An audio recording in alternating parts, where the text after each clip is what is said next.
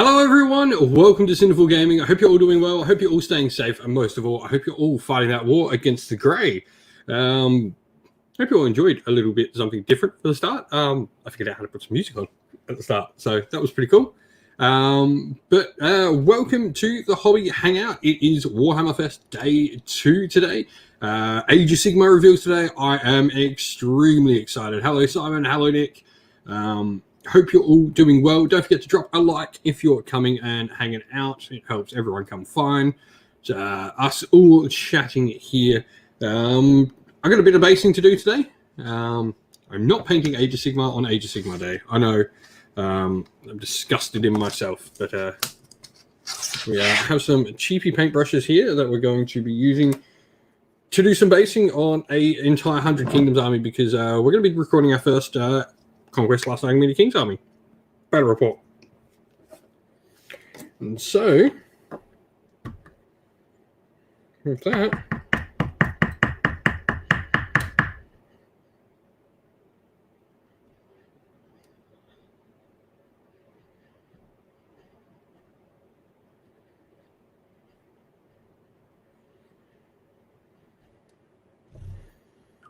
doing some basing. Scythian, hello. How are we? Hope we're all doing well, everyone. Yeah,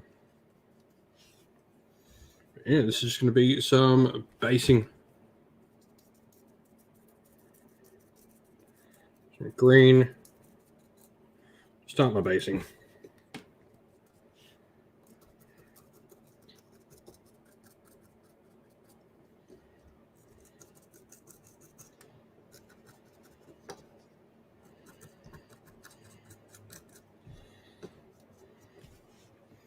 We're just going to be plowing through all of this today. I've got a ton of 100 Kingdoms to paint up.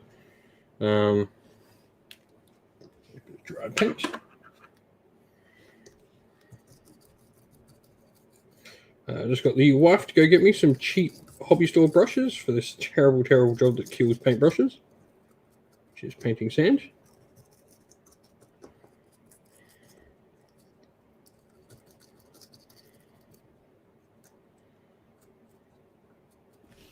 But what are we all doing tonight? I hope everyone's getting some hobby done.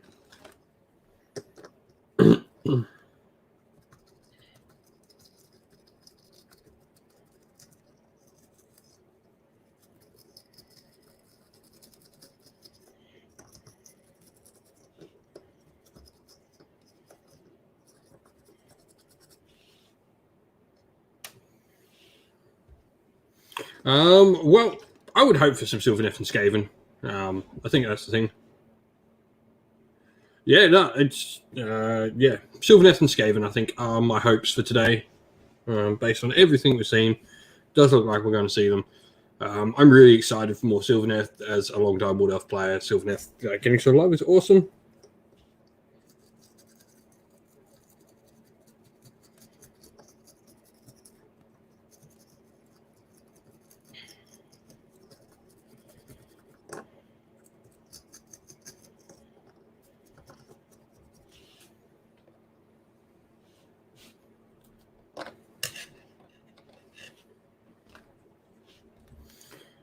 But yeah.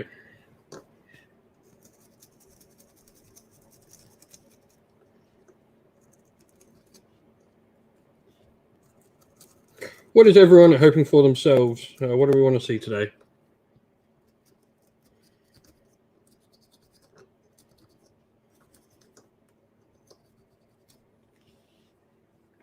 Scott Moss continuing on some Blood Knights. Nice, man.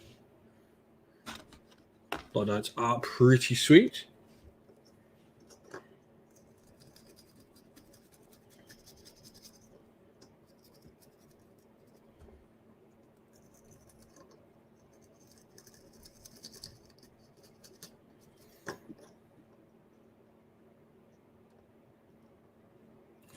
Yeah, Git's Tome would be sweet. I think the two things we'll see are definitely the two summer battle tomes.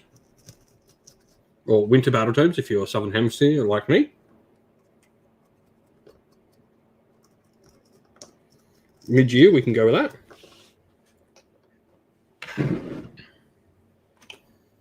John, hello. General Kenobi.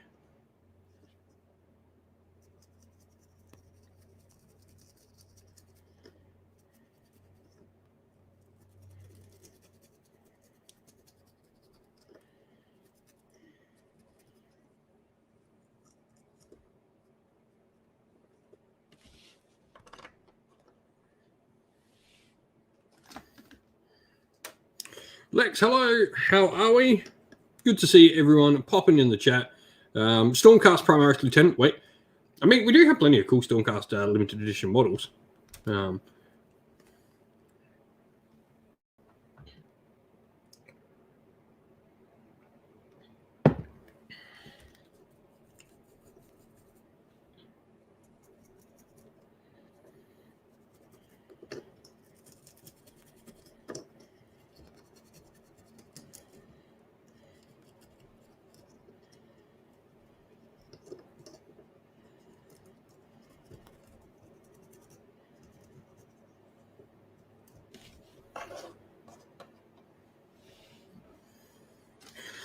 Yeah, hope everyone is doing well. Let us know what hobby you're working on and where you're tuning in from. Love to hear from everyone.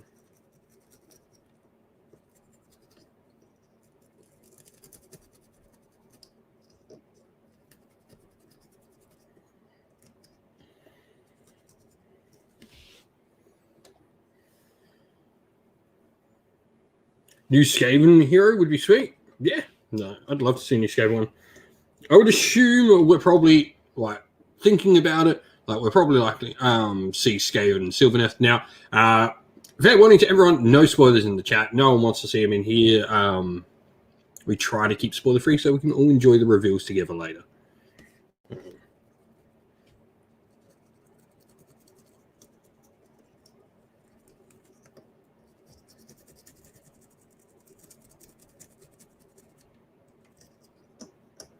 But yeah, I'm hoping for Skaven and Sylvaneth. That'd be pretty sweet. I think that's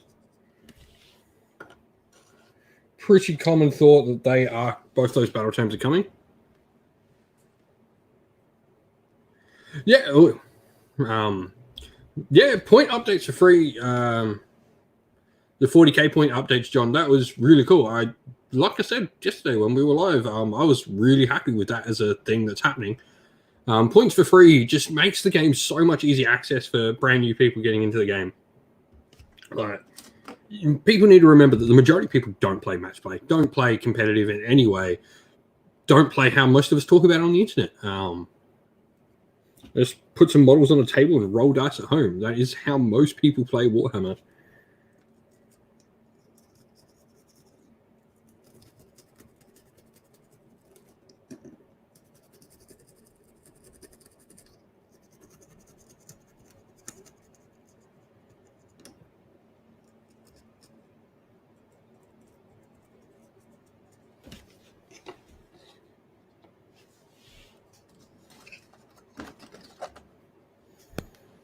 Nice. It'd be cool to see a new unit for both armies as well, I think.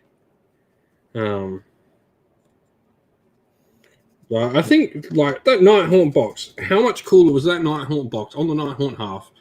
Because it had the crossbows in, regardless of how good they were or anything. Getting a new unit and a new character in those boxes makes those boxes so much cooler to me than just a hero.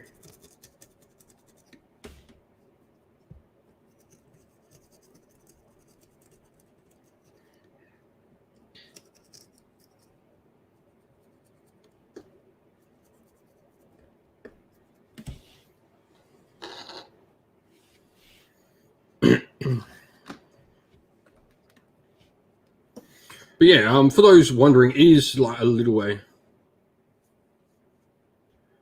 Yeah, John, we certainly will be doing how to plays on all the skirmish games we've looked at recently. We've probably got Kings of War and Firefight to add to what we've got, and then this will be sort of the games we'll run with for a while before adding any more games to our roster.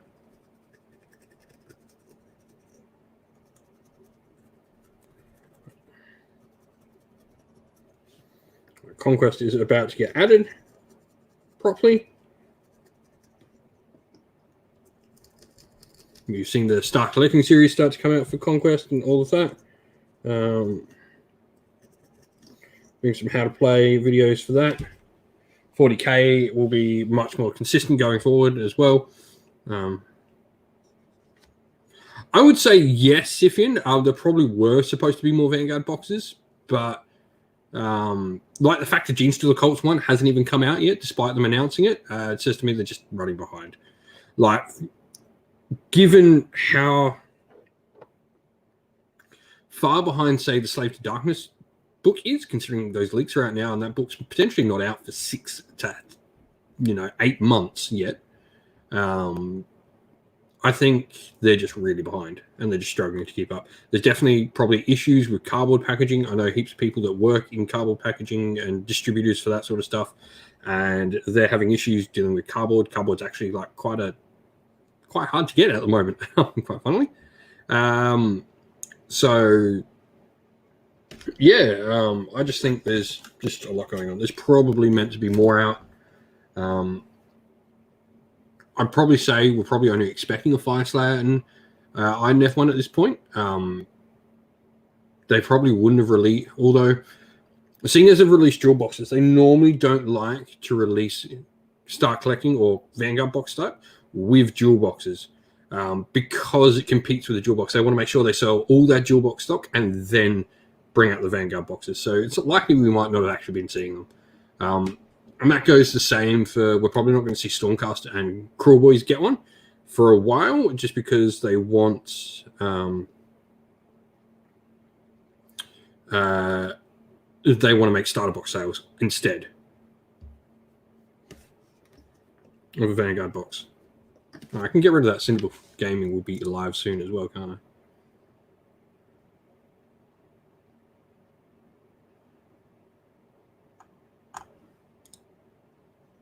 There we go. I can get rid of that banner that I'll be live soon because I'm quite clearly live now.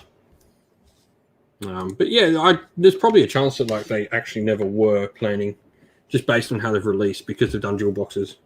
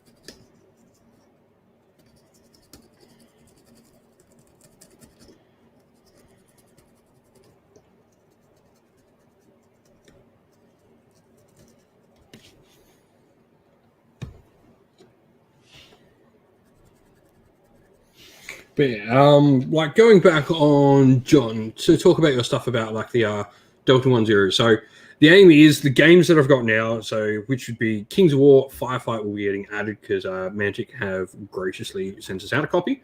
That's on its way. Moonstone, Umbraturus, Delta 10, and Twisted. We'll be aiming to do all those games in the same form of what we've done at Age of Sigmar. So it'll have getting started videos, it'll have how to play videos, it'll have battle reports. The aim is hopefully to get narrative campaigns for all of them happening as well. But we'll be doing that same sort of thing. So Conquest and 40k are most certainly on the way. Obviously, Warcry is already added. Kill Team will be just another addition at some point, just because playing 40k Kill Team is just an easy fix for me. It's like an easy fix for us. We've got the models ready. It'll be the same as like you'll probably see First Blood games appearing on the channel as well.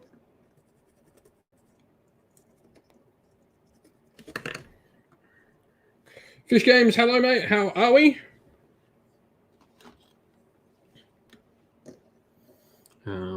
Yeah, that'd be really, really cool. Yeah, I'm really excited. Like, just cracking open the boxes. Like, 2 of them are Australian made, which makes me really happy. Like, as a local Aussie, seeing some Aussie made games and being able to promote some Aussie made games is a massive thing.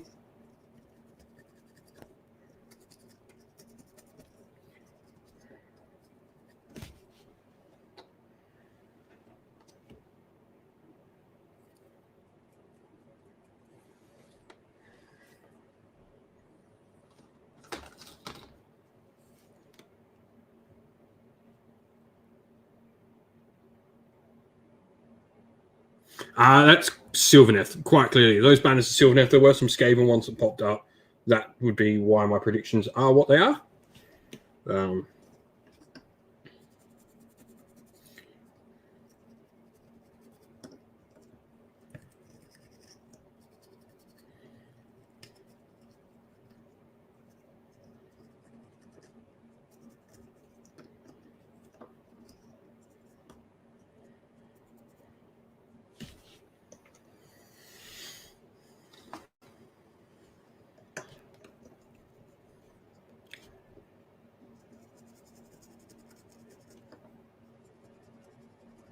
Now, like I said, everyone joining in, don't forget to drop a like on the video. It helps everyone come find us while we're live, which is awesome.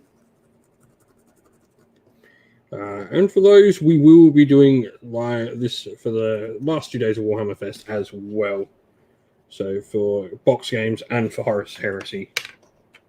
Over the next 2 days, we'll be doing Hangouts, big, long, nice Hangouts and chats before it all goes live.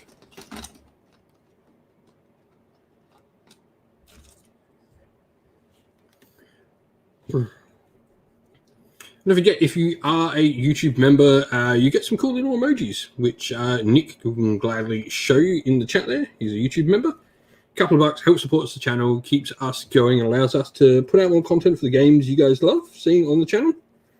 And get your name in every video that we do. You get enough thank you.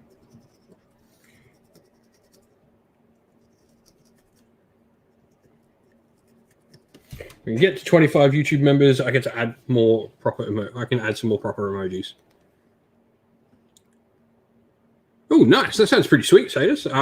If you're not already, man, jump in our Discord server and share your progress in our Discord server. Linked in the video's description is the channel's Discord. Bunch of cool hobbies in there. Share your hobby progress in there, man. Always happy to see people's hobby pop up in the Discord.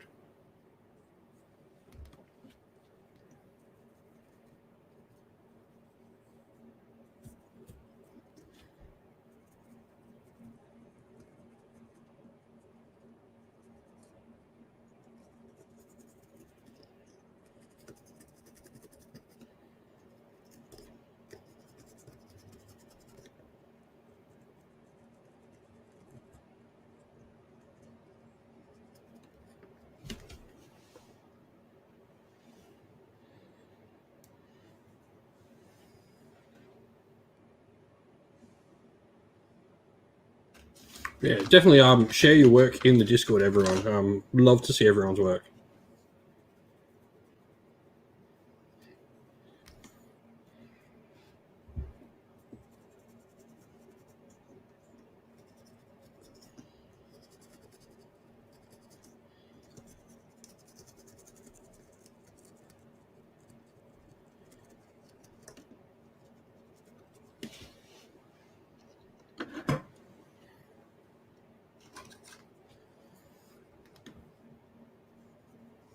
Hey, yes, thank you very much for popping in, mate.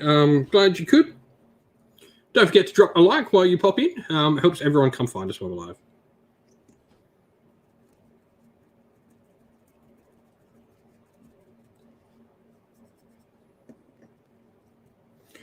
Very much appreciated. Always like hearing.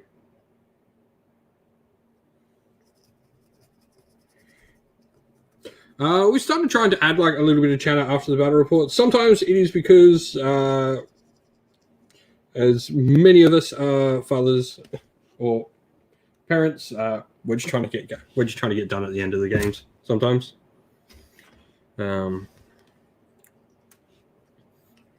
something we're looking to add more of.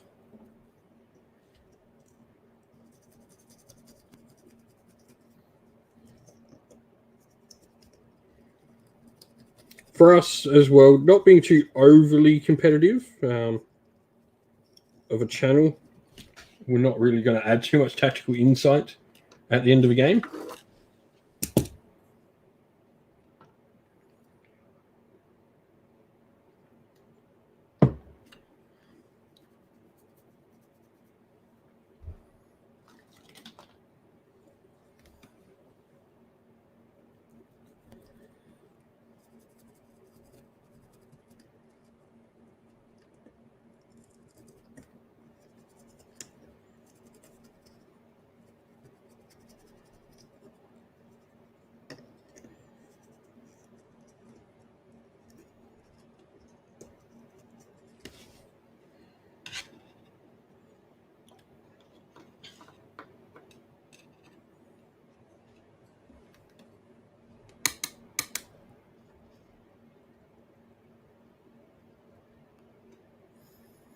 Yeah, hobby chat's a great way.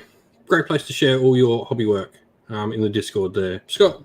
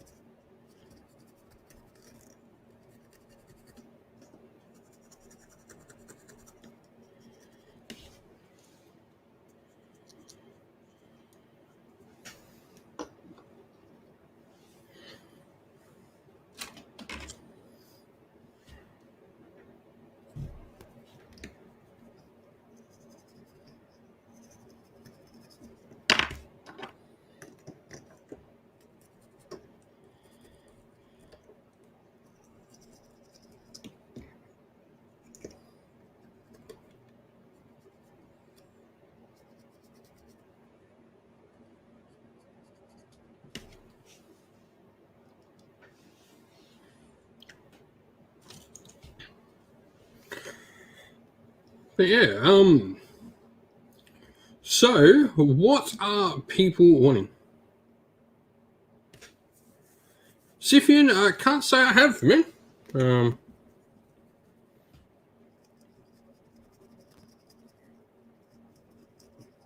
Been head down reading and learning the games I have on the channel at the moment.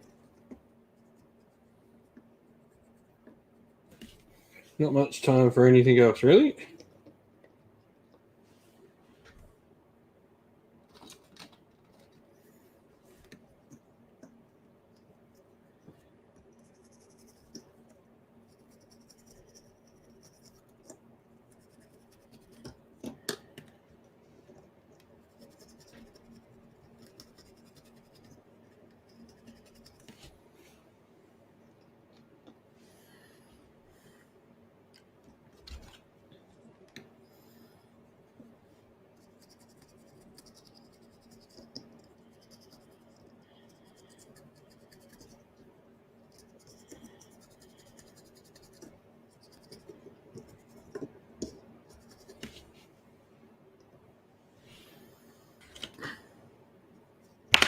Oops.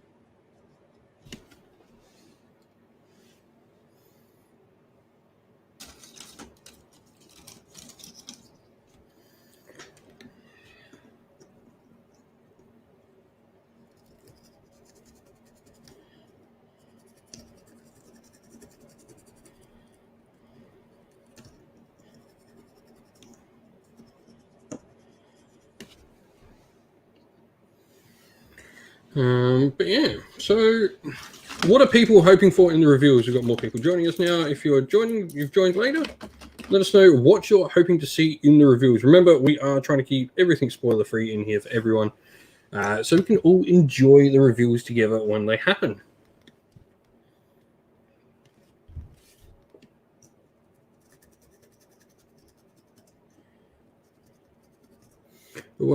Reviews are in about 2.5 hours. They are a little while away. We like to get on live and have a bit of fun and chat together.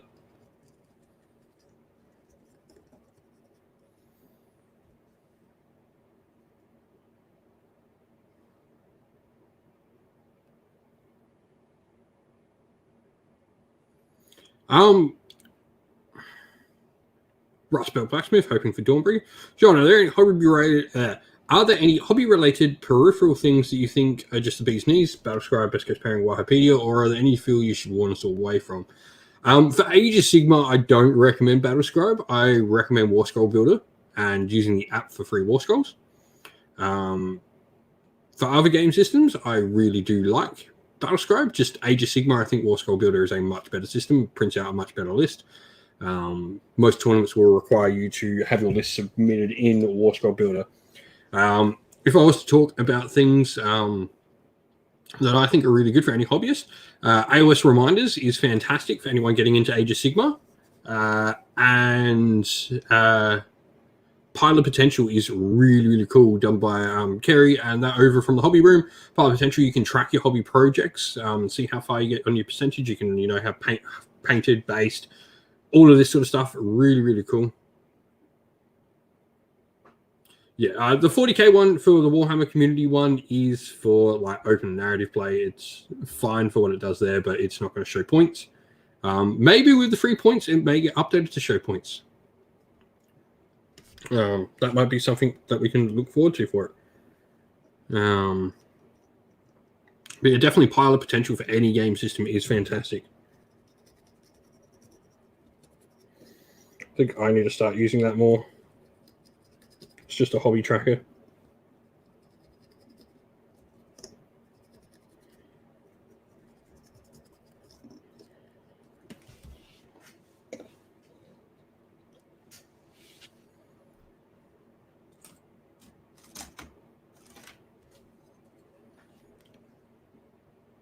AOS Reminders. You can put your army list and it will tell you a turn-by-turn sequence of how to use all your things.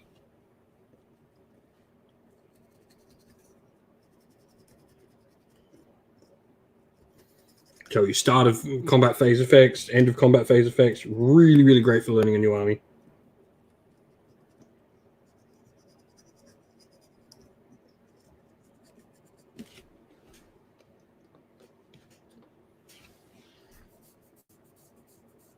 Definitely should look into doing Pilot Potential and just getting my entire hobby room on Pilot Potential.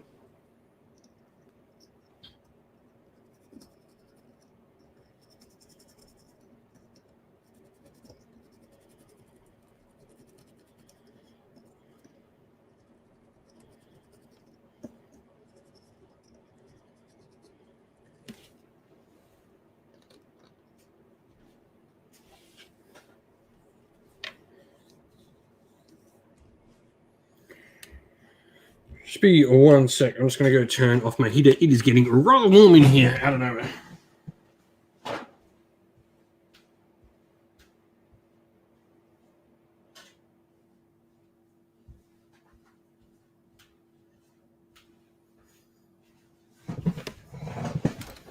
Oh, that's better.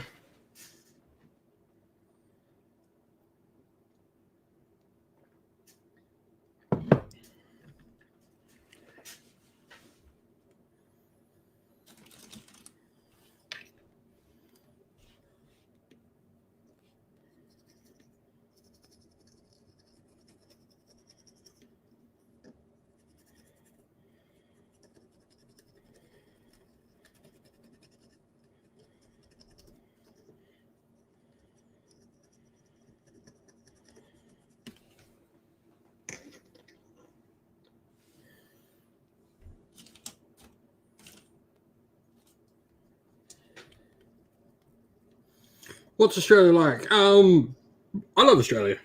Look, I realised that we have a pretty good thing going.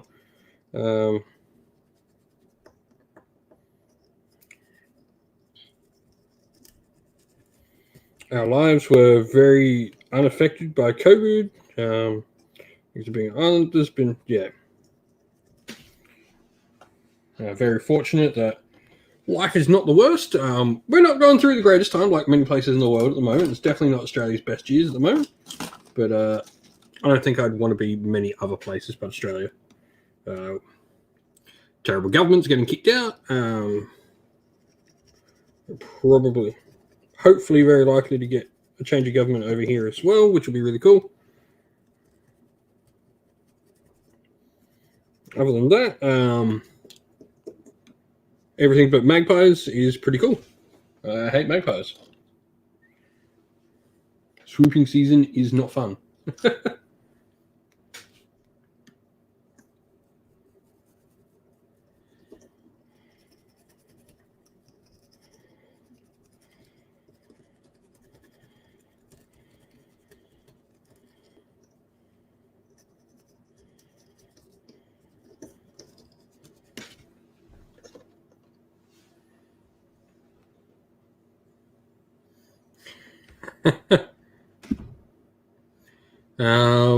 Human-sized spiders and drop bears.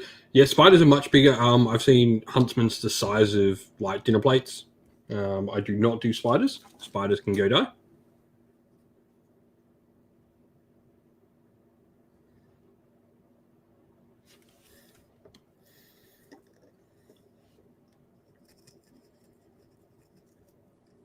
You survive in Australia simply by knowing anything and everything is trying to kill you. So never trust anything. Like when even like the cute little platypus has a neurotoxin. It's a pretty terrible place.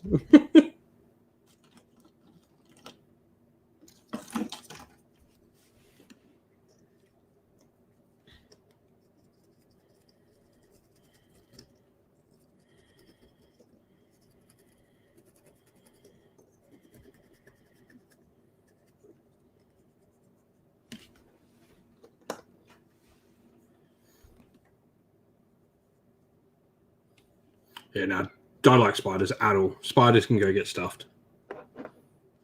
I mean, it's the funny thing. Like huntsmen are completely harmless to humans. They're scary as all hell. Like they look like monsters. They actually don't build webs either. Huntsmen's. Look, if they start hanging out too much in the open, they're going to die in my house. But if they keep to the crawl spaces and all of that, don't mind them because huntsmen do hunt the deadly spiders.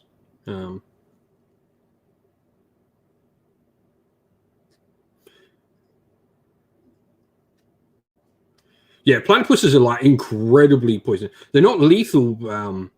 Problem is the neurotoxin like overstimulates your nervous system and puts you in incredible agony. Apparently, it's one of the most painful toxins in the world. Apparently it can It can tranquilize a full-grown red kangaroo, which is like 3 times the size of a large adult male. Red kangaroos are all cute and cuddly when they're eastern greys. Like they're about hip to shoulder height max. And pretty timid. You see them around like near cities and stuff for the greys. Reds are absolute monsters. They are units. They're the ones like you see all those pictures of the kangaroos that's like bringing all its muscles. That's not fake. Red kangaroos are literally buff. Like you see all those pictures, the kangaroo with like the giant pecs and the 6-pack and all the like ripped arms. That's not fake. That's actually how they look. They are absolute juggernauts.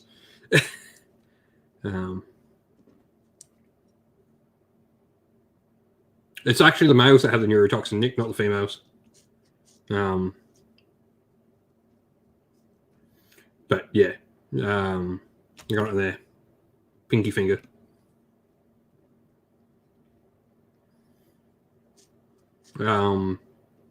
But yeah, red kangaroos are like 2 meters tall, and broad as hell. They're big things. Do I live near the coast? Yeah, pretty close. Like, I've got multiple beaches within like half an hour. Most Australians live in the coast. We have a massive land mass, but it's something like 95% of our population is within 2 kilometers of a coastline. Not 2 kilometers, like 20 kilometers of a coastline.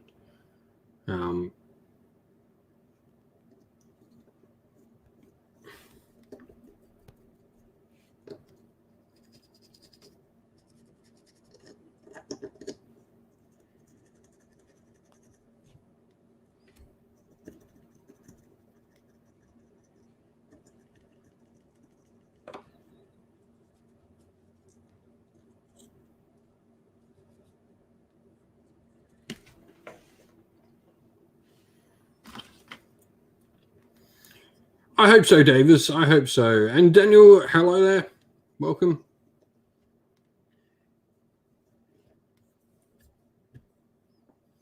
Welcome to everyone that's jumping in and joining. Good to see you all.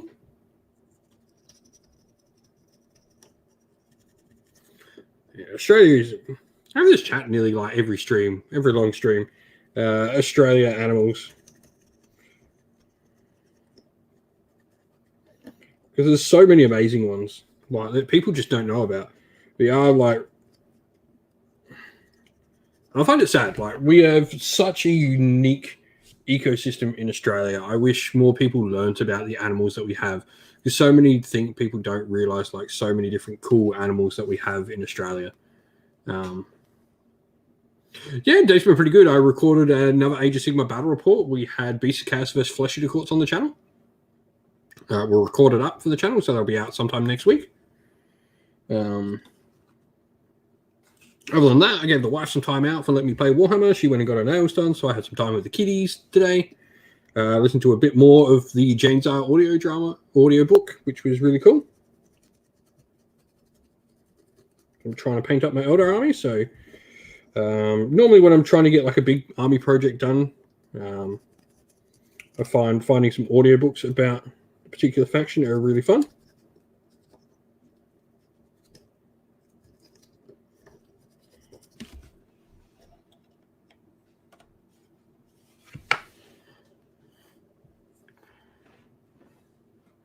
Davis, I hope we see some new clan action. Just some Night Runners, even just some Night Runners and a new assassin. Not even the new assassin. Like, I like the Deathmaster Snitch model. I think just some Night Runners more than anything. Give us a new Night Runner kit, and that'll be a start, I think.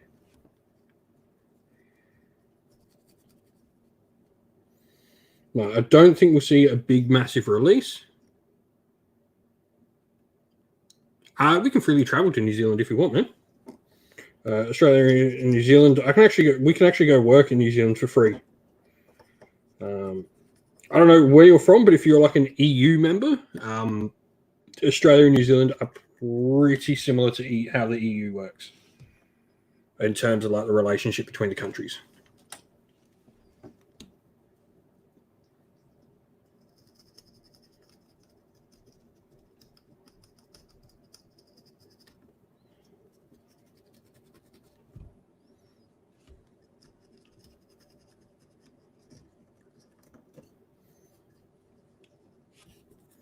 I believe we still need a passport because it is overseas, but it's pretty easy to get there.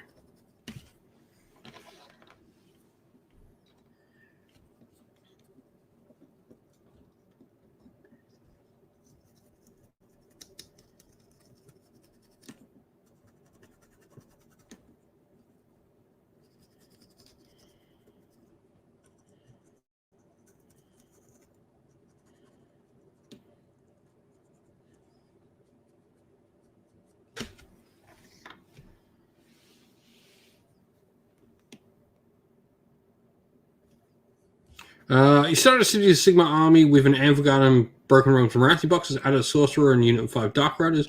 What are some good ideas for some other units? Depending what you built your dragon as, a Dreadnought Black Dragon is really good. They're really good for their points.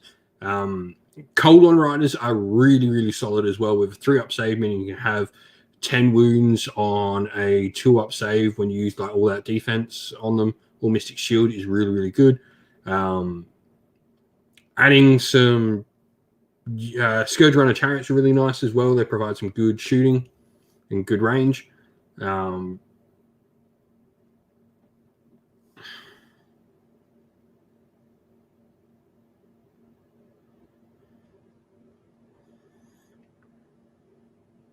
It depends what you're going for. So if you are wanting to run Hakuron, dwarves are no good for you because you can only go Dark Elves. But if you want to do Anvil Guard, or if you want to add some Dwarden, I recommend checking out the rules for Misthaven. Sardis, I was hoping for more Path to Glory stuff by now. I think a lot of people were, man. But we're not really getting any others unless they do other places in Gur on their map, like Galat and or then do Roundhole. Or what's everyone's thoughts? A lot of like Crusade stuff has come out in White Dwarves because they're not having to focus on armies and that, so they're able to use that to upgrade stuff, which has been pretty cool. I think we'll see more Path to Glory stuff. I really like the idea of the Thondir book. I really like the Thondir book itself. The box set, yeah, so. But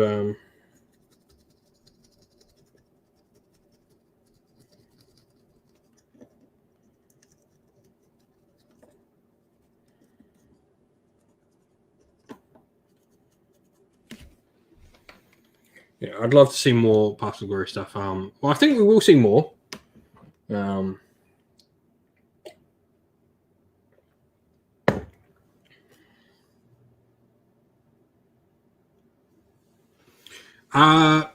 So there's no one that brings them in as coalition units. I believe cities just have Seraphon as allies regardless. Let me double check.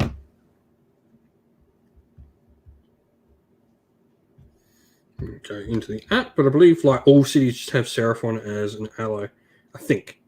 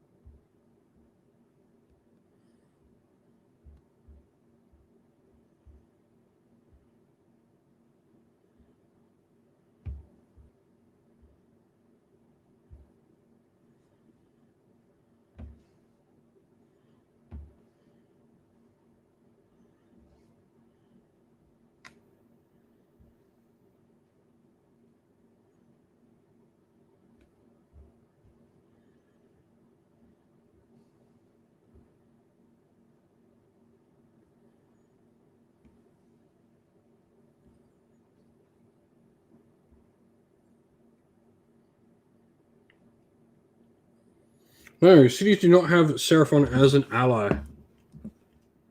No, so cities do not have Seraphon as an ally. There is no city that you can bring in Seraphon to.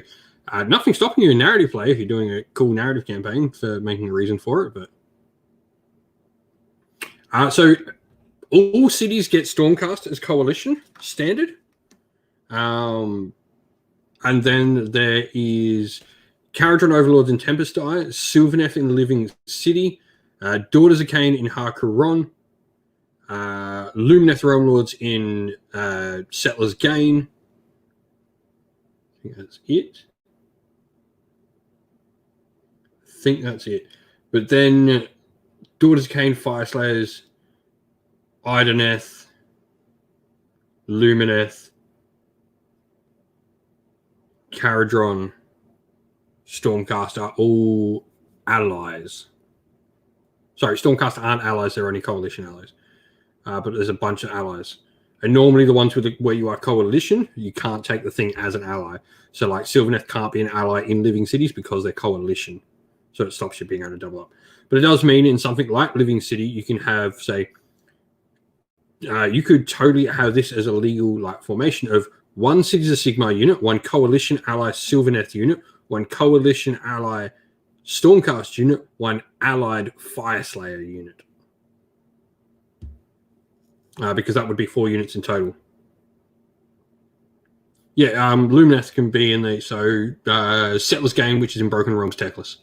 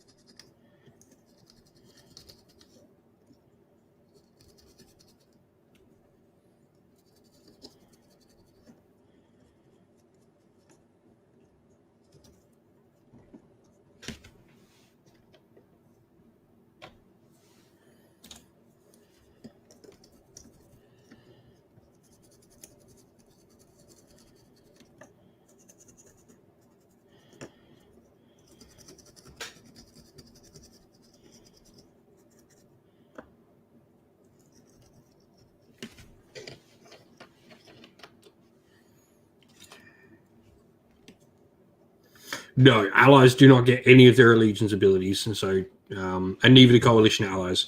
Coalition allies in cities get the city allegiance abilities, but cannot be your general and cannot, unless specifically stated, but normal allies cannot take any enhancements whatsoever and do not get their own allegiance abilities. You purely get the war scroll.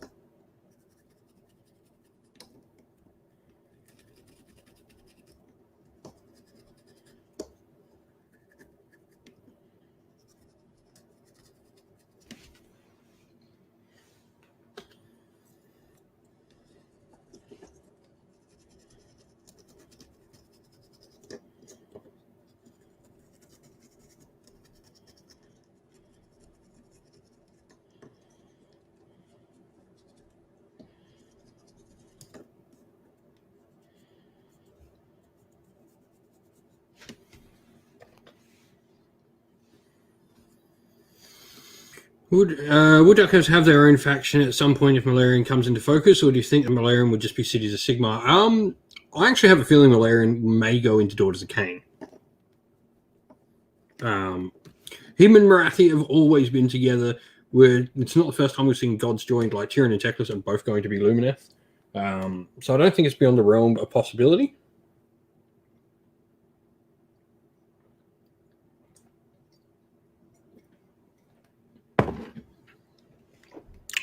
We might get Skaven. Who knows? We'll have to wait and see, but I would hope we do. Adventure.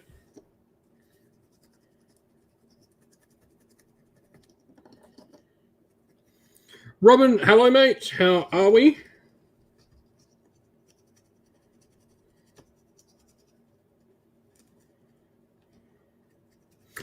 Don't forget to use those lovely emojis as one of our YouTube members.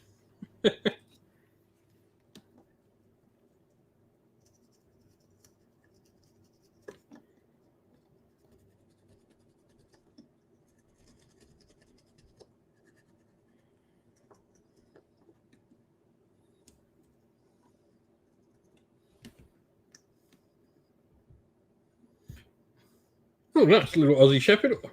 Used to have one. I had an Aussie Shepherd growing up as a kid. Her name was Emma.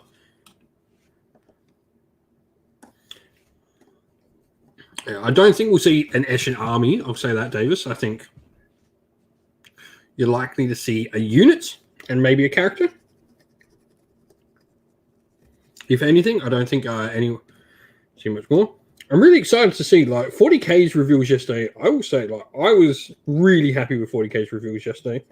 I thought the reveal at the Cap Space Marines was so much more than I thought it was going to be. Add in, you know, a little squat.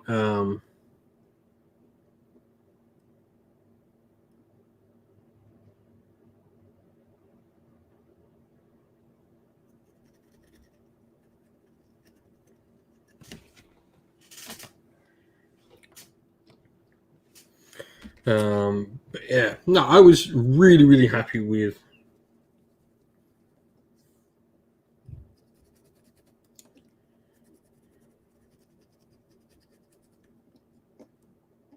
Oh, nice. I will have to go and have a check in a second on that, man.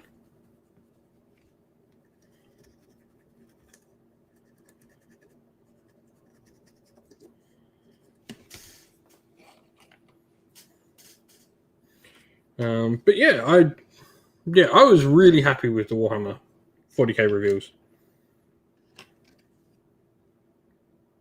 I don't know, how did everyone else feel about them? There was a little bit less of Leagues of Votan than maybe I thought, but I really liked the saying that Blades of Corn is coming. Not Blades of Corn. That World Eaters is coming out. I thought that was really cool. Like to have some talk about it and discussion, sort of here. This is what's happening. I thought that was really cool. They threw a Warhammer Plus show on there. It was really nice. Oh yeah, we've definitely not seen the last of the squats. I just think they're probably further away than maybe we initially thought, which doesn't surprise me considering we've got like the middle of the year is going to be heavily taken up by 30K.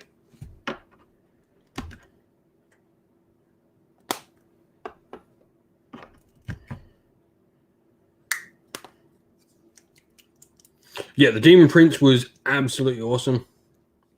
I'm so happy they've just like taken the old idea of the old kit and updated it to look awesome.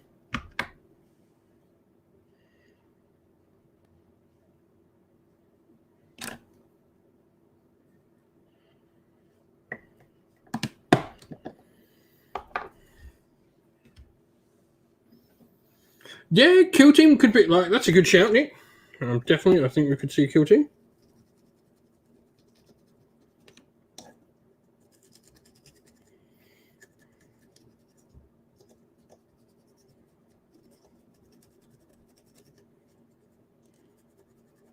Must say, I love that they're doing with Kill Team what they've been doing with Warcry and showing off other little bits of factions. Yeah, it should be pretty cool, Nigel. Just a shout to anyone. Remember, no spoilers in the chat. Please let everyone enjoy what we're going to see. But we have seen those Sylvaneth banners, so it looks pretty promising if you're a Sylvaneth fan.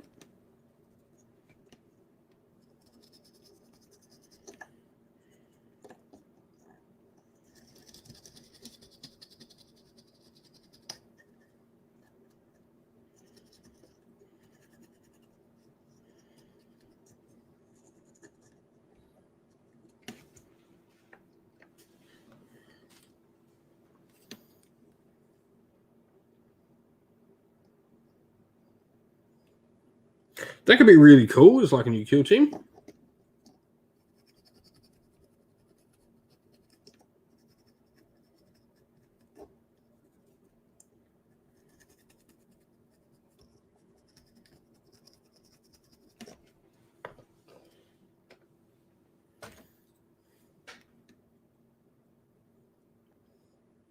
Warcry is very different to Age of Sigmar as a game. It's a much more brutal skirmish style game, very quick paced, very deadly, very fast paced.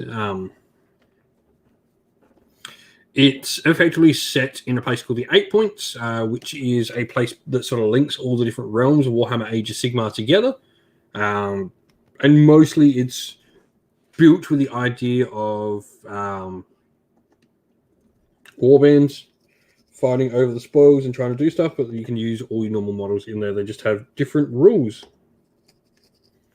Unlike Kill Team, it shares no real similarities with its parent game.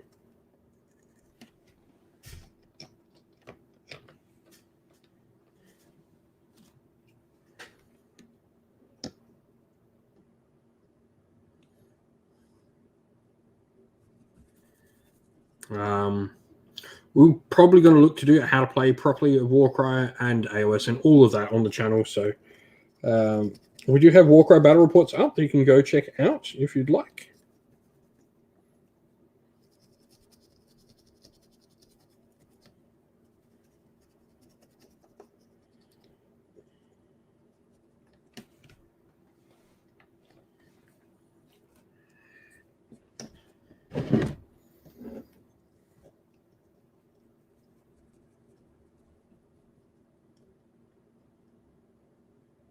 Yeah, they certainly are exploring more stuff with Kill Team. I really like that they're exploring all the cool Kill Team warbands now. I like the Commandos, the of course the Krieg, the Eldar Corsairs, and all of that. Kill Team's definitely going along that route, which I think is the right way to do it with the really cool, unique models.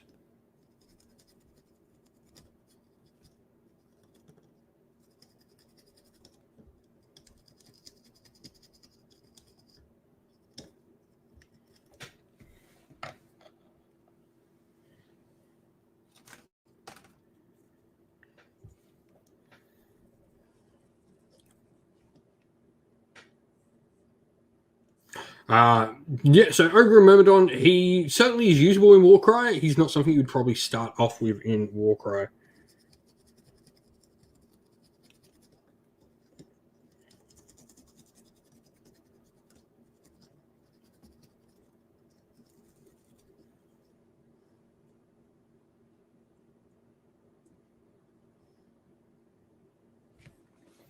I love the Myrmidon, though. I'm all down for an Ogroid army. I'll be going... That'll be my next big thing, I think.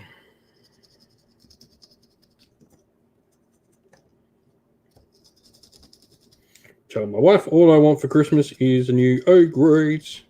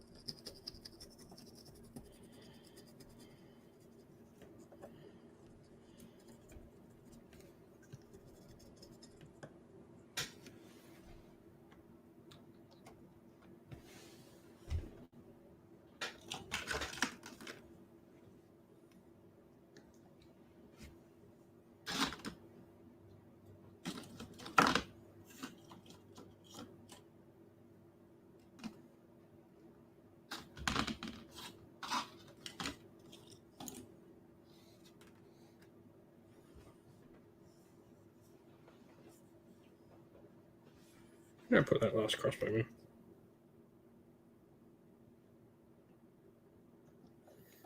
We'll find him after.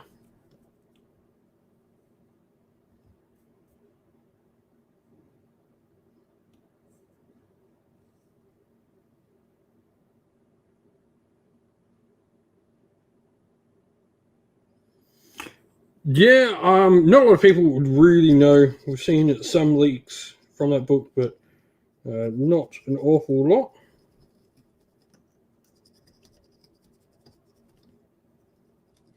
Be interesting to see how that all sort of works, though. Mia plays like board games, but like Warhammer and stuff, we play occasionally in like some smaller games, but not an awful lot of that sort of stuff together. She's much more of a computer gamer.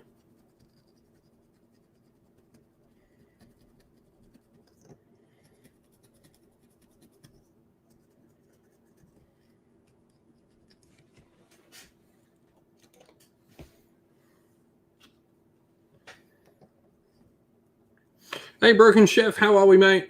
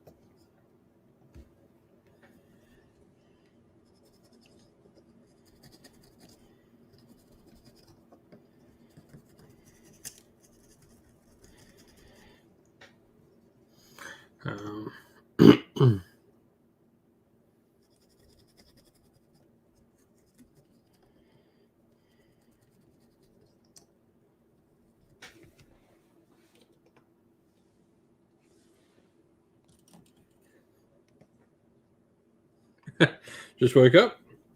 Yeah, it's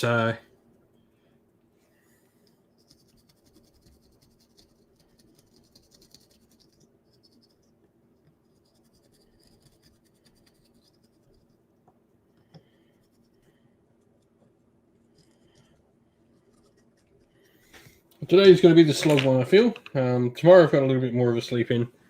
We're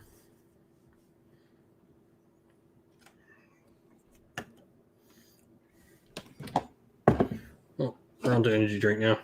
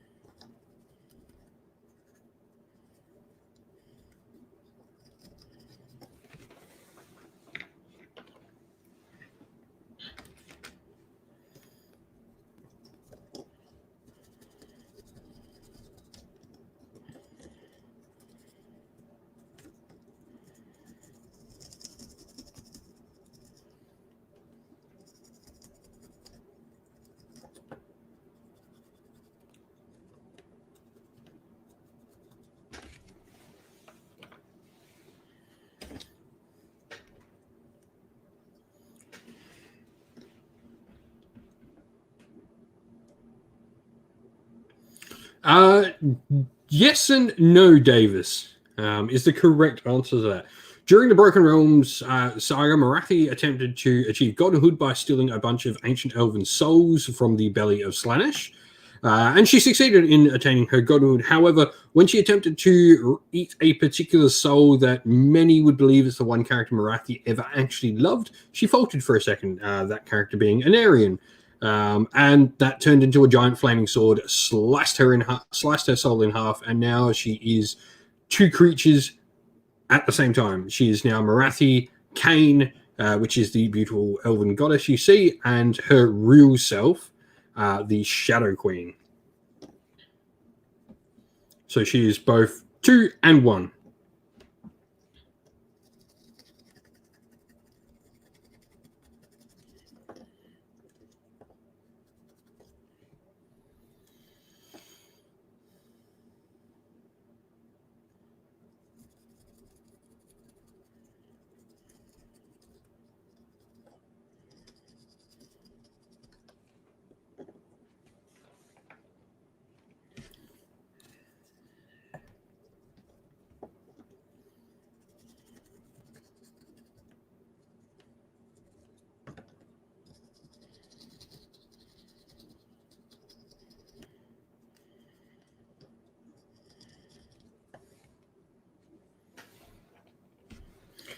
So she is now a god. She is just now 2 people at the same time.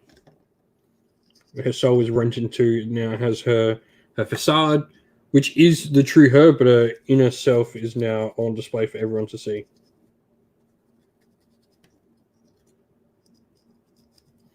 The Shadow Queen is her inner self given form.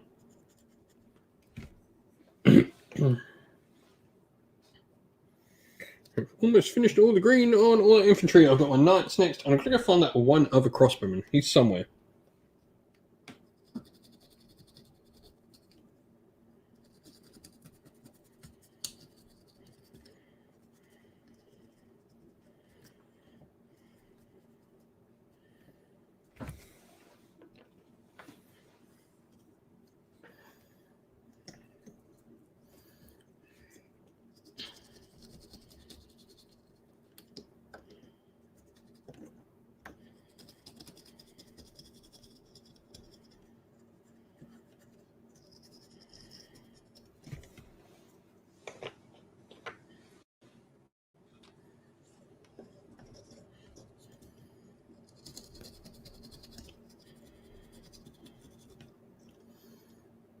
What am I painting? I'm currently getting some basing done for some Conquest Last Argument of Kings.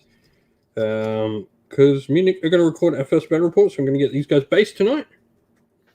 So these are just some 100 Kingdom soldiers for Conquest Last Argument of Kings.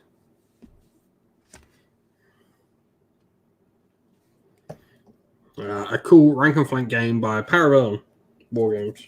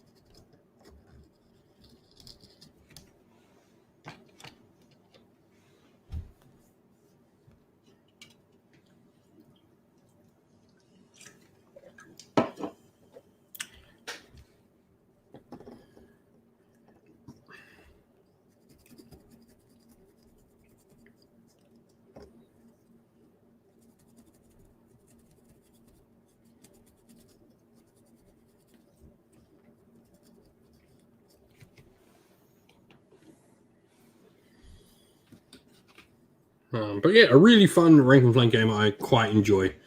A really cool universe built up around it, which is awesome.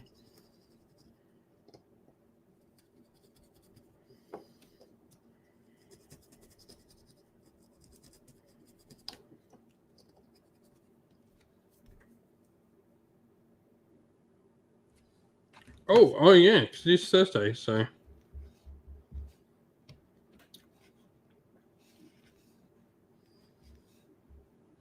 Yeah, we'll still have our Heresy Thursday, won't we? Let's have a look.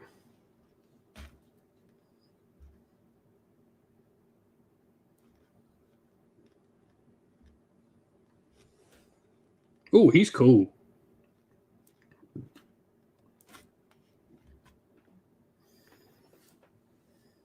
That's cool.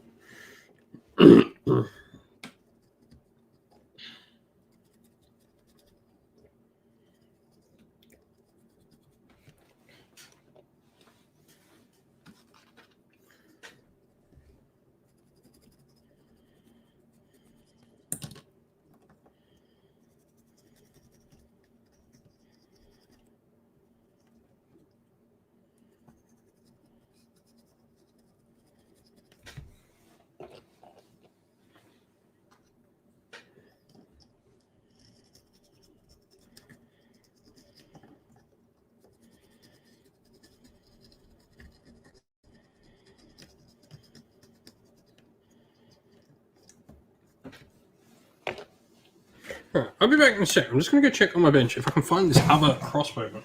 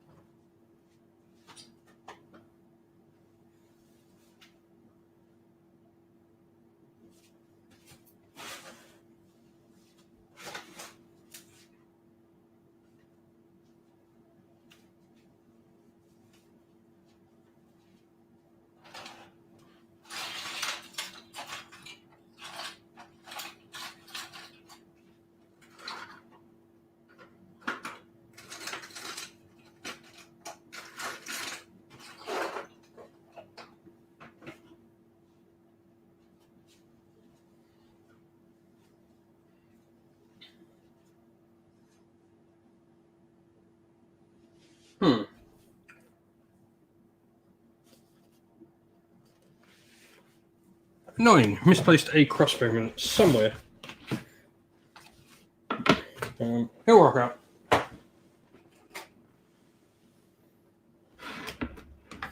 That crossbowman will rock up somewhere. Robin Saxon knows, hi, you're getting hyped for the AOS reveal later, plus you get your first game of AOS next Friday with a mate.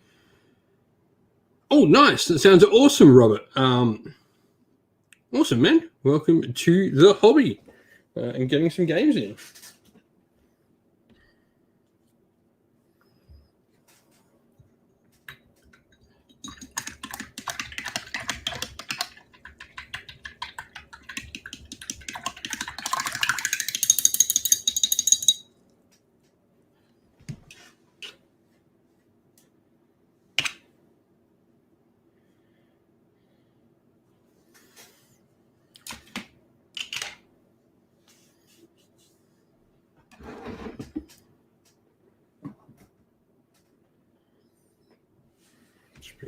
One sec.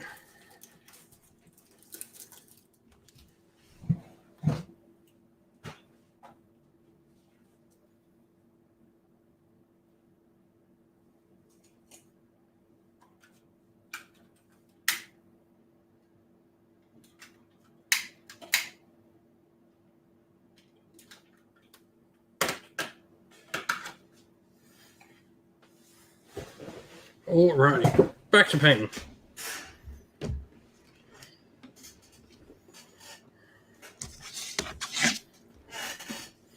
Larger brush for these nights.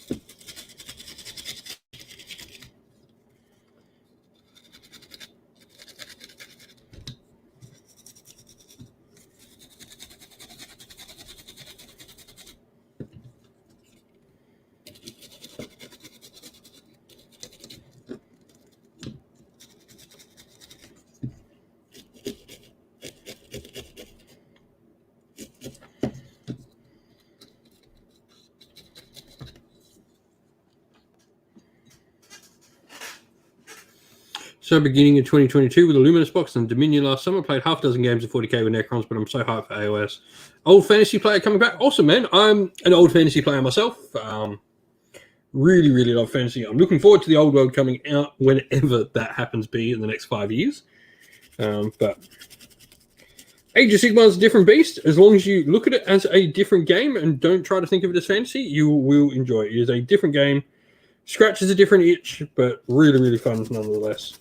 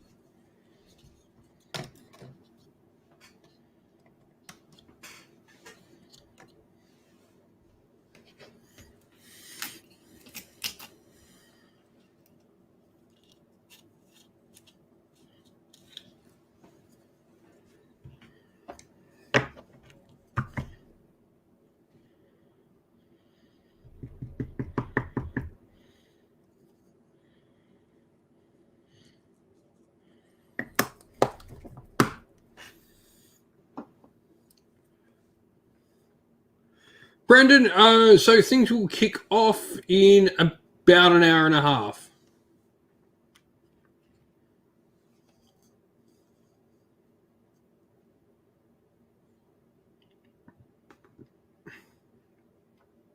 That's a solid idea. Lumeths certainly aren't beginner friendly. They definitely require like a lot of bookkeeping and a lot of like knowledge.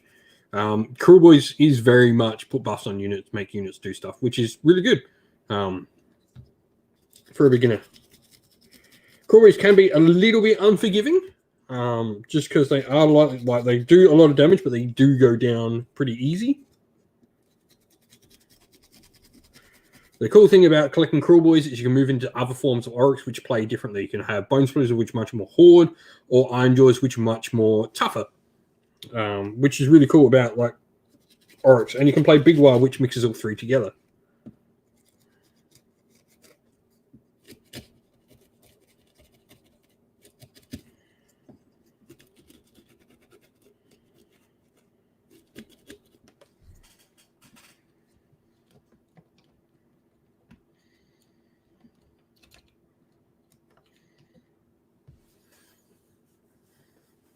Stormcasts are great for learning, like just because they are click and point.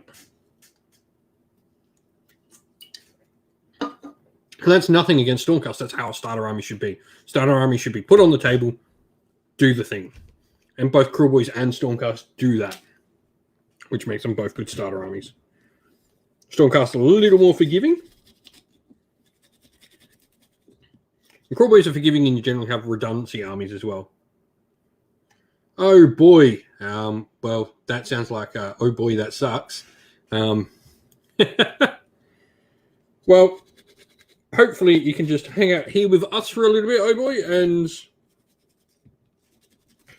chat and have some fun. And get excited for some Warhammer reveals.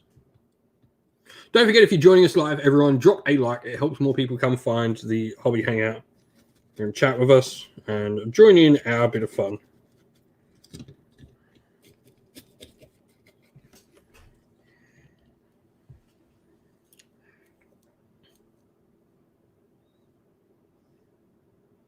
Yeah, dragons are like awesome. And for me, my favorite Stormcast models are actually the Dracoths, the old dragons. I like the Drakes. I don't know, there's something about the Dracoths that I really like. I also like the Vanguard Chamber a lot. Paladors are one of my favorite units for Stormcast.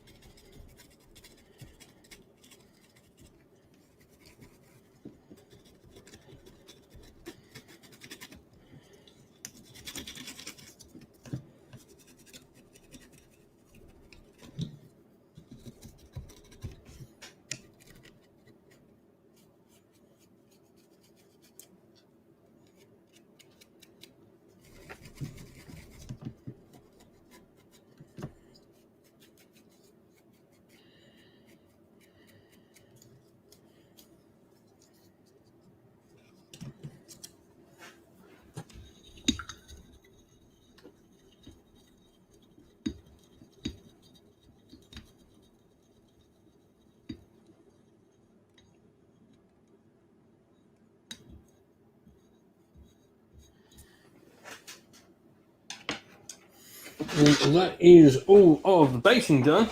Well, all of the first lot of basing. Still can't find that other cross movement, and that's annoying. But it is what it is.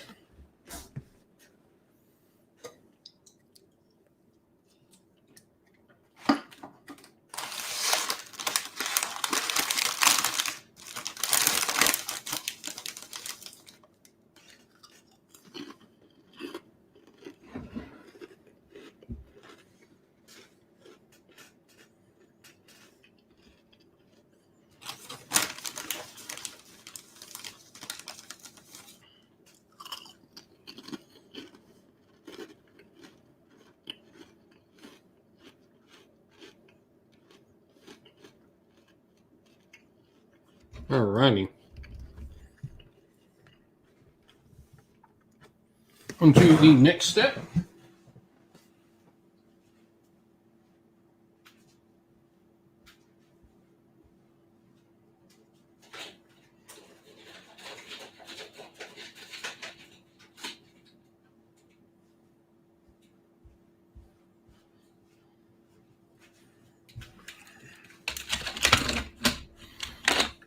Next step is getting all my bases.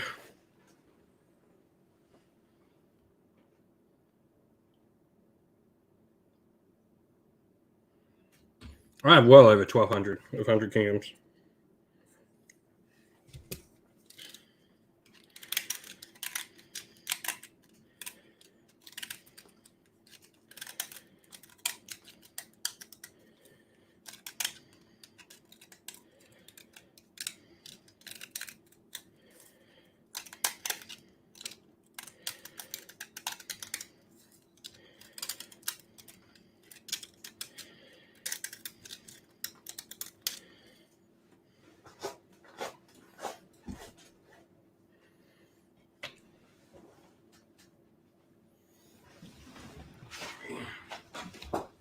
Leave this on my lap.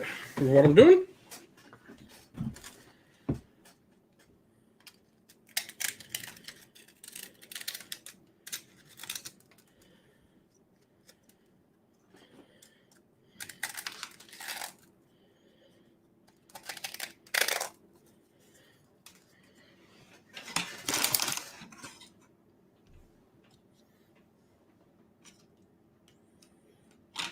Cool.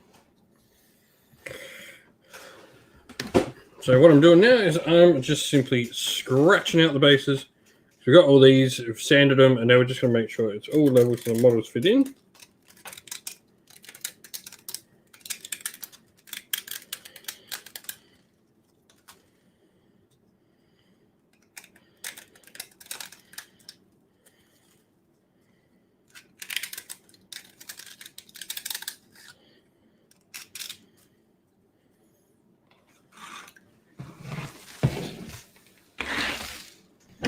Move that out of the way.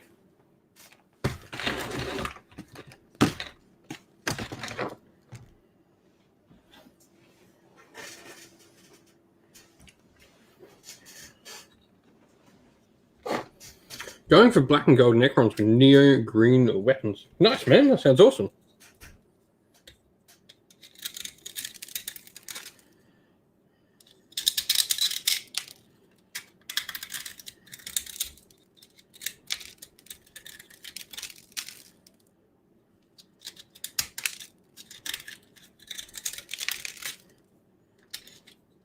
Hope that's not terrible.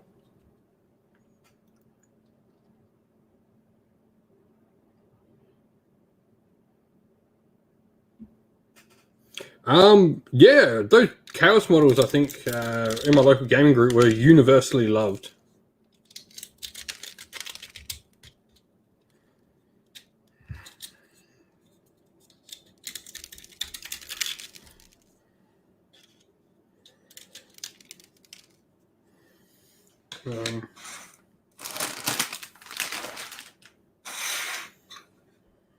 My entire local gaming group loved them.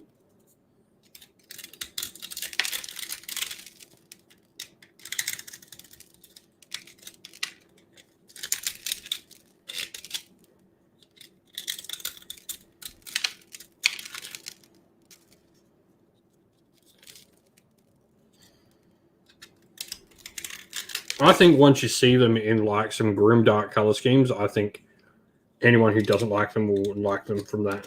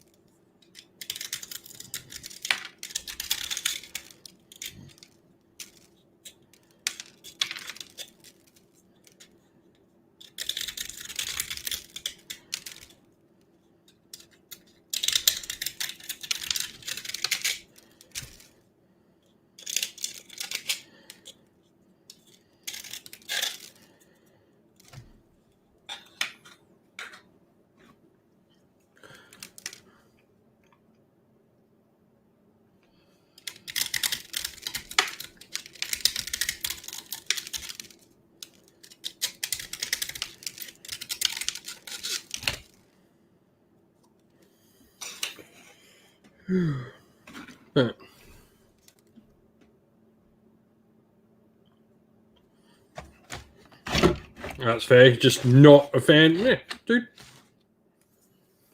I think they will look absolutely horrifying once you see like one of the grimdark sort of painters get a hold of them. I think they're going to look absolutely amazing. The heavy metal colors, while look really cool, I don't think do them quite the justice of looking as horrifying as they possibly can.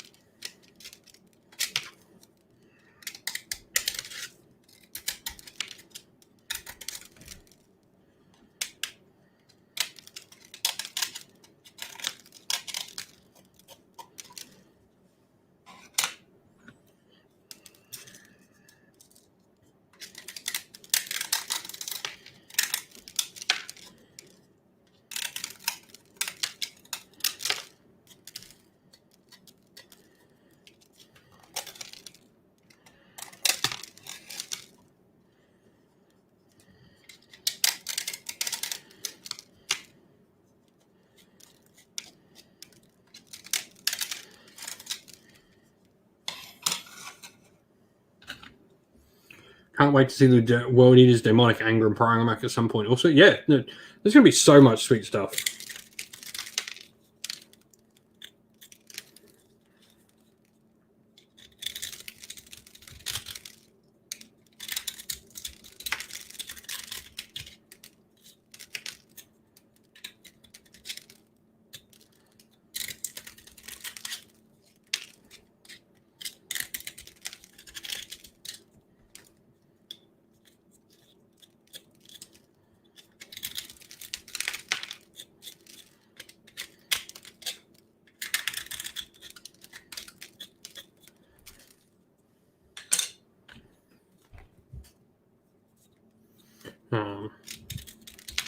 Yeah, it should be a really good day. Like, today's going to be sweet. I'm really looking excited to seeing what we see for Age of Sigmar.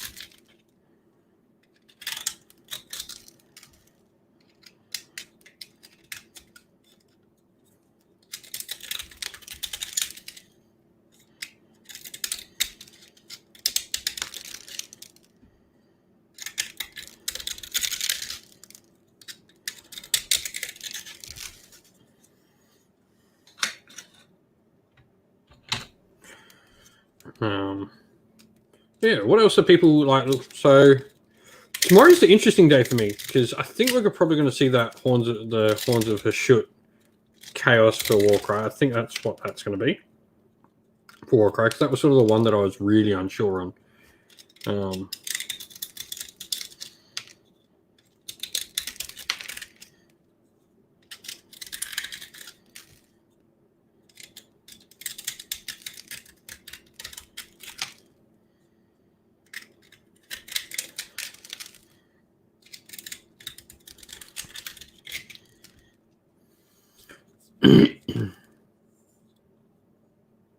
Oh, awesome, Rob. Yeah, I love Conquest. I think the game is amazing. If you do ever pick it up, we do have a discount code on the channel. You can go check the Start Collecting videos. There's a discount code that gets you 10% off and goes a long way to supporting the channel.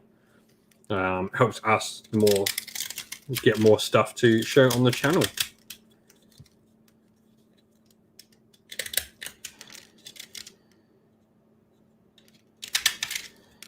But I'm looking at getting some Old Dominion for the channel next, I think.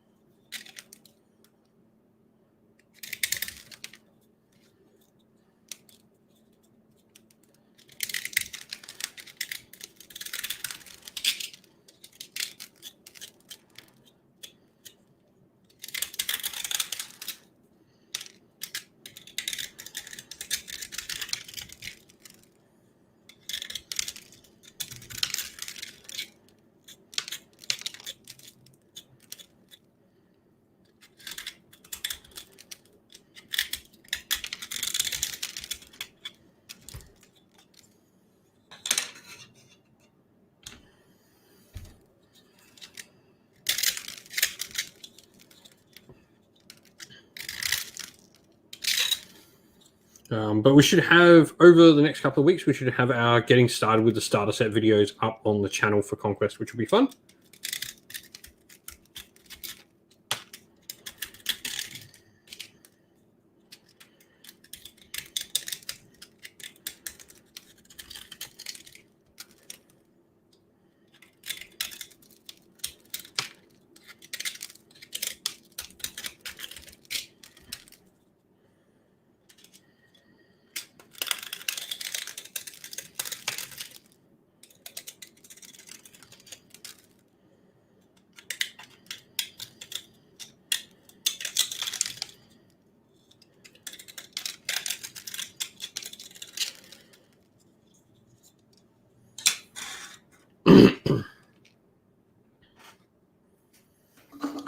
But yeah, Conquest is a ton of fun. Really good, quick. I really like it as a rank and flank game. Really enjoy rank and flank. So we're going to be looking at Conquest. We've got Kings of War to look at as well, and we'll be getting Warhammer Fantasy back on the channel as well. Getting some hype for the old world.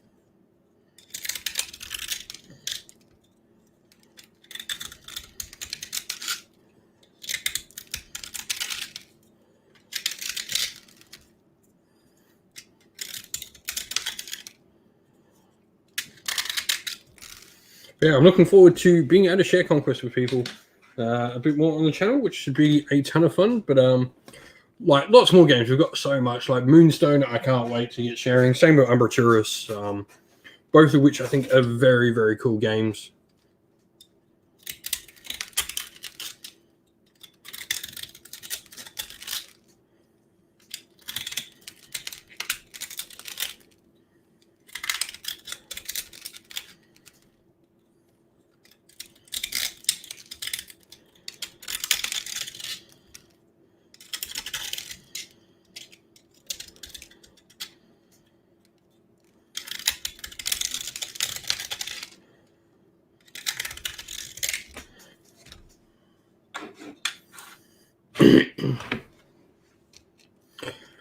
But other than that, we're about an hour and 20 minutes away. No, I haven't, John. I have not played that.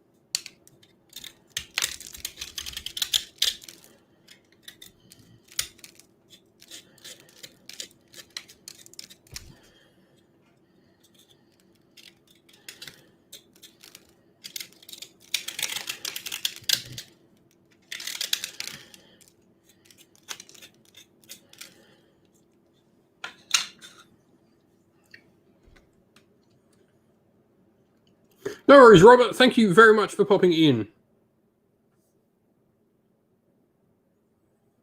Thank you very much for popping by, saying hello, man. All the best. Have a good day. Night, whatever it is, wherever you are.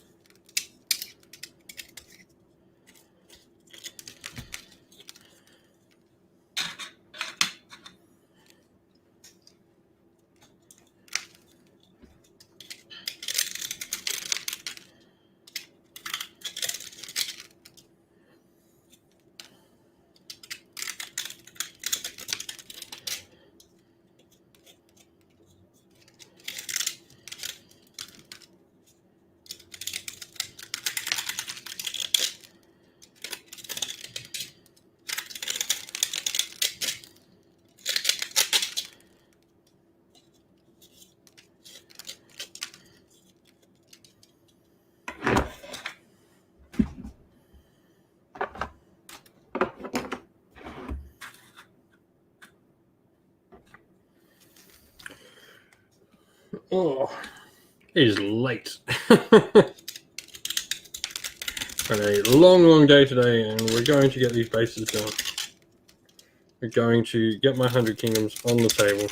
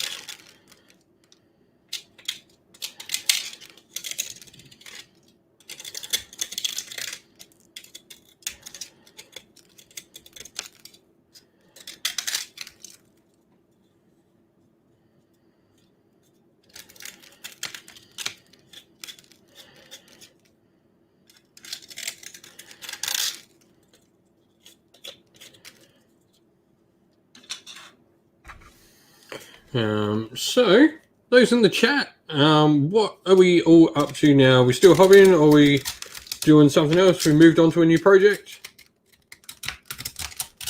If anyone new is in the chat, pop in to say hello.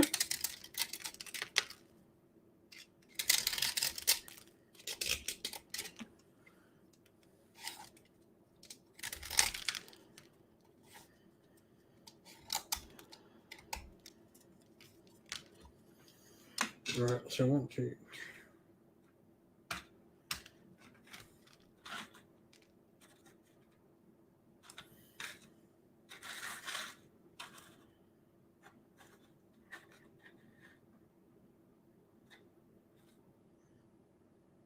Awesome, we're going to have enough of the bases done that I can actually put the whole army on these. So, with that all cleared, now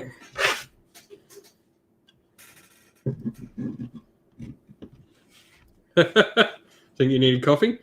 That's fair, man.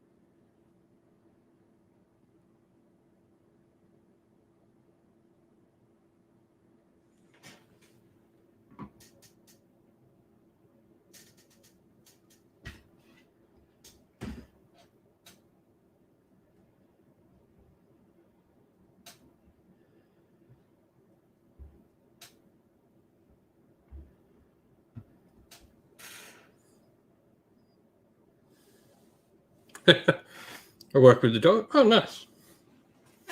Give me a sec.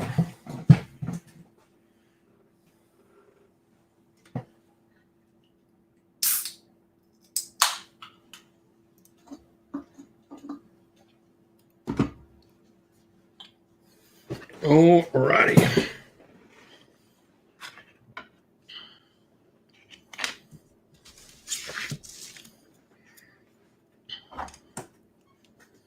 It's going to be the easy part.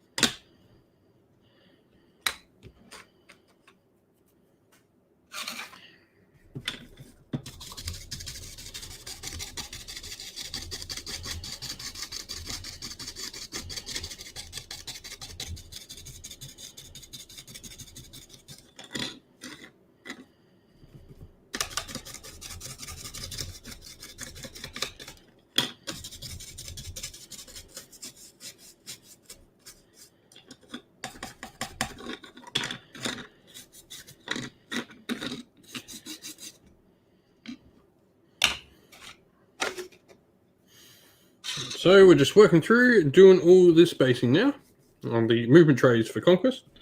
Now, the sand does fall off on some parts, but that's fine. I've got a cool idea to fill in the gaps.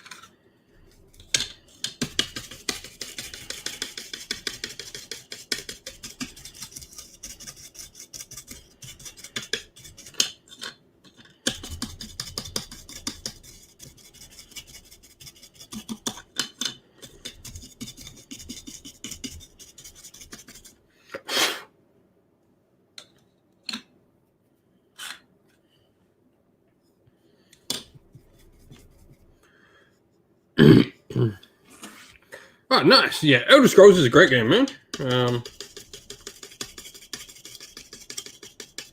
I do like the Elder Scrolls Call to Arms game quite a lot.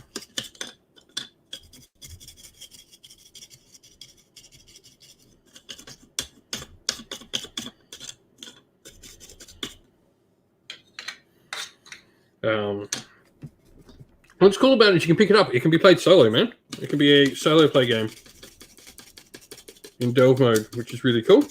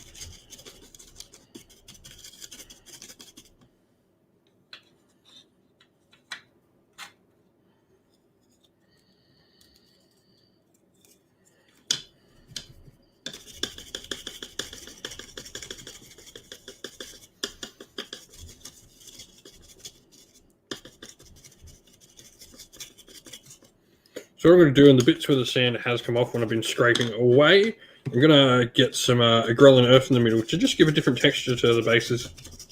So we'll just fill in all those gaps with Agrellan earth, with the like crackle paint. Make some like dried broken ground, which would be really cool. I think anyway. I think that'll break up the monotony of what is going to be pretty much grassland bases.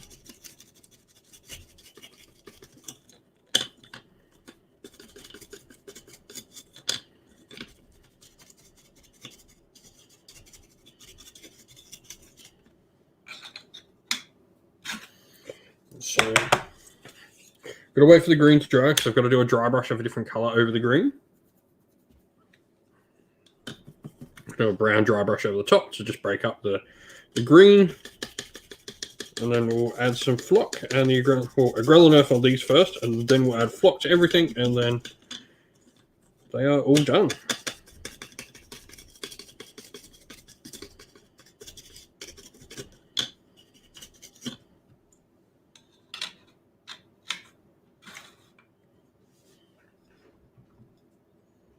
About an hour until the reveals, so.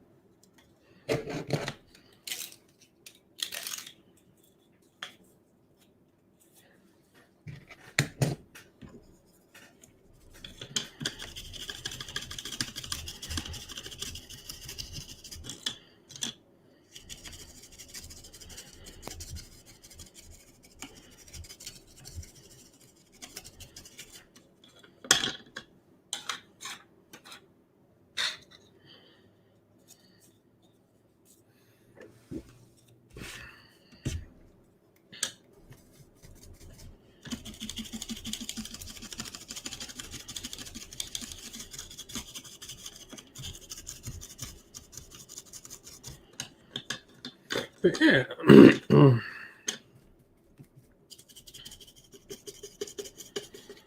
As we get down to our final hour before the review stream, anyone who's joining late, everyone that's still here, what are we seeing? Like, what do people want to see? What are we going to see? What are some out there picks? What's an out there thing you think we're going to see?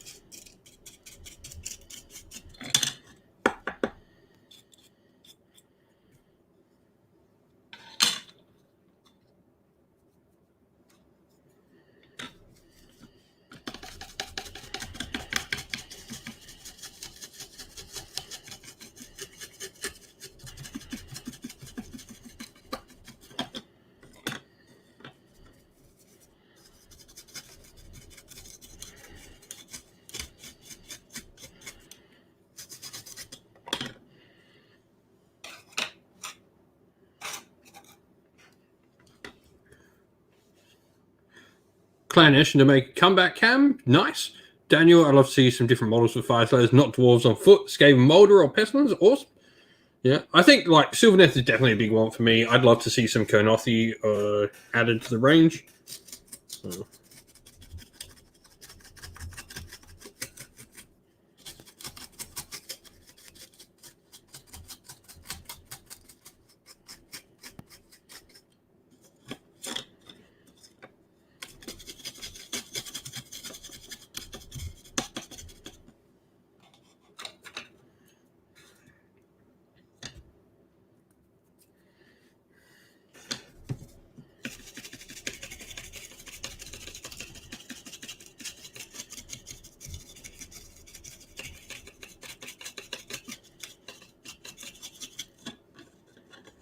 Some KO. KO would be cool. Like,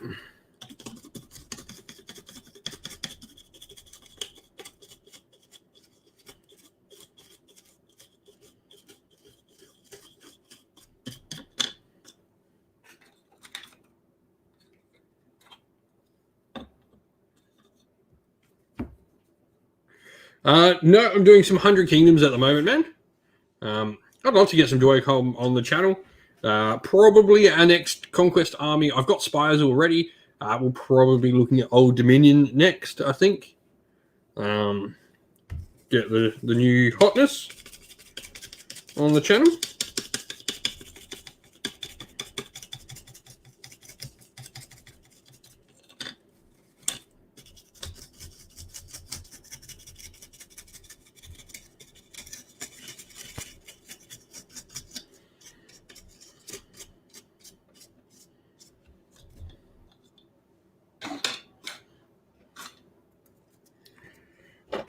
As always, if people want to sort of help dictate where we go, like we generally talk to like our YouTube members and Patreons, and they get to sort of have a bit of a pick on what we generally do.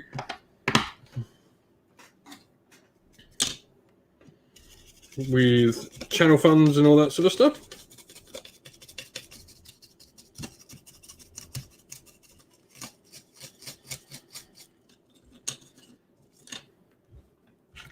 No, I don't think we're going to see Old World at all. I don't think we're going to see much Old World at all this year, just because we've got 30k coming. Like, that's going to be their big release this year. I don't think we'll see anything Old World at all.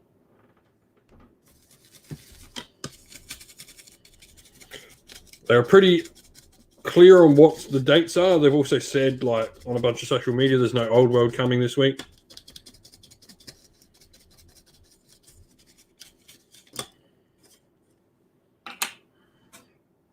So yeah, I definitely don't think we're going to see Old World.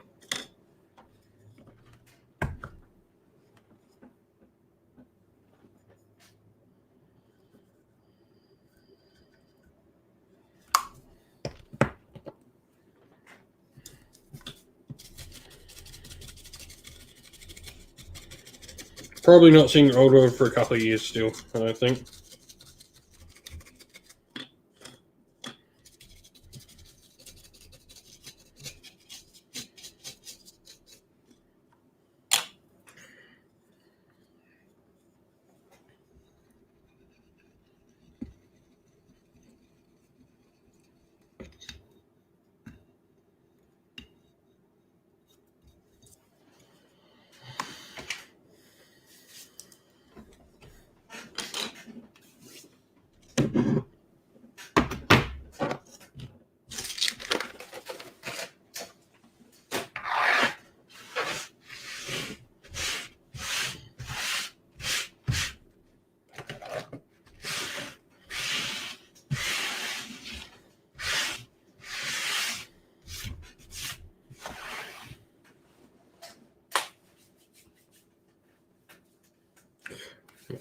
I will be back in 2 seconds. I'm just going to go wash these terribly gritty hands from sand base and painting.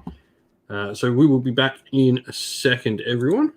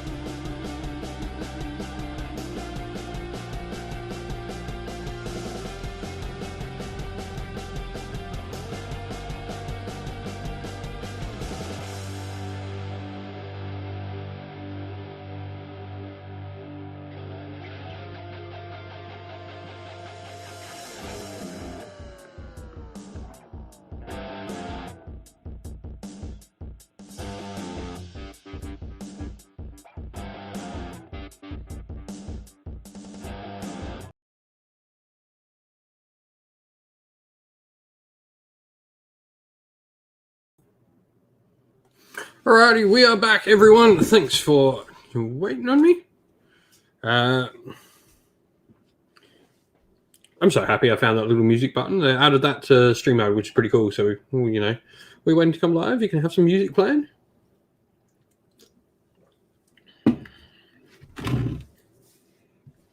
Which is pretty cool.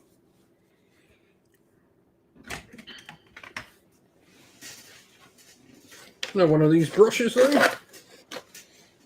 For a project like this, when you're doing basing and you're just killing stuff, it's just good to have buy a cheap pack of terrible brushes to just abuse.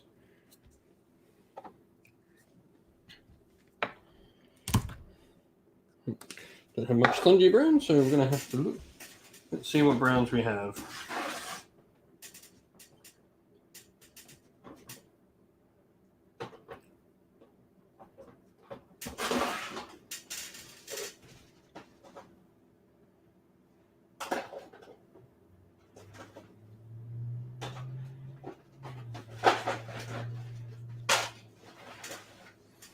So have a look what brown we can use to do our dry brush.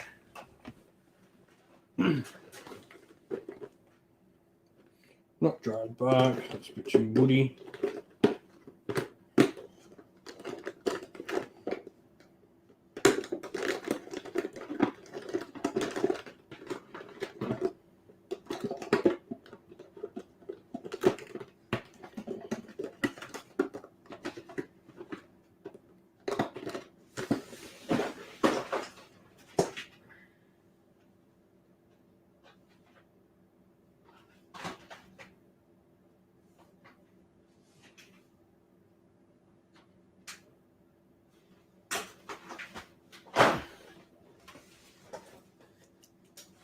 You can do some rhinox hide.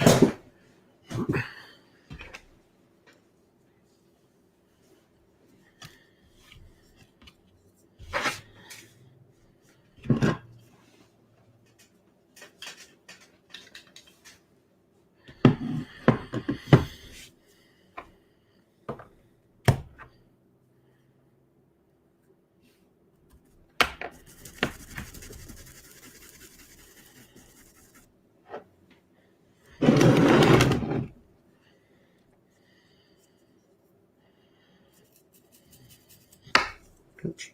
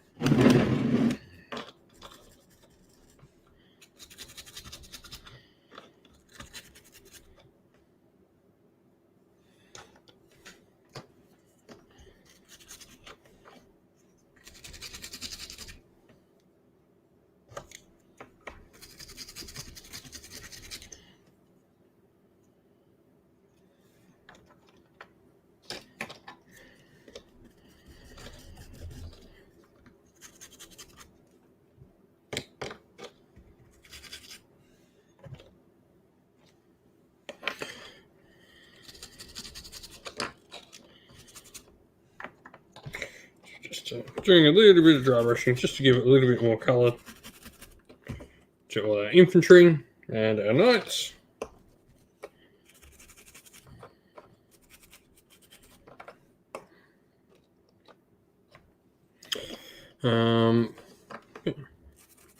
Speaking of the rest of the week, what do people think of yesterday? Like, I've got some new people in the chat here. What do people think of the 40k reveals? Happy with them? I was quite happy with what we saw for 40k. I liked everything. We got some cool, weird nightmare fuel castings, which was really interesting.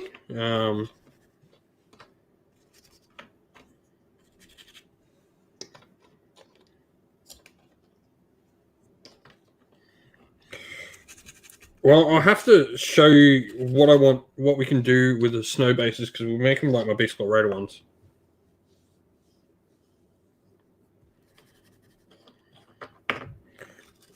Not quite. It's not just going to be snow on those Nord bases. That's just the beginning of them.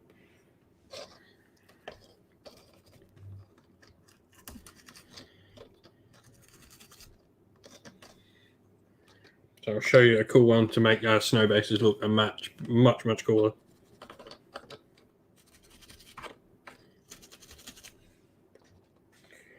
I've got some slate and some snowflock which will turn them into so much different.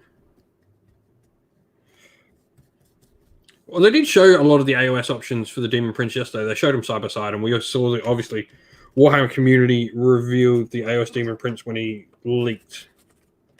So they'll probably show it again, I would say, but I don't really think.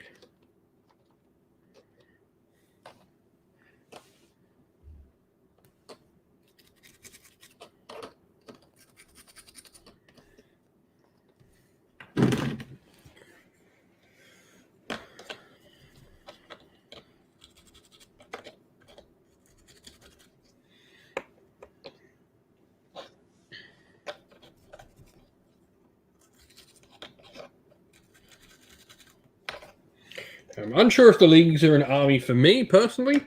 Like, it's cool, but is it really my sort of thing? Maybe not. Like, I like it, but am I going to go race and buy a Votann army because of it? I don't think so. I don't think any... I like everything that's been shown for the Leagues of Votann so far, the 2 models, but none of it's probably going to get me to run out and buy the army day one.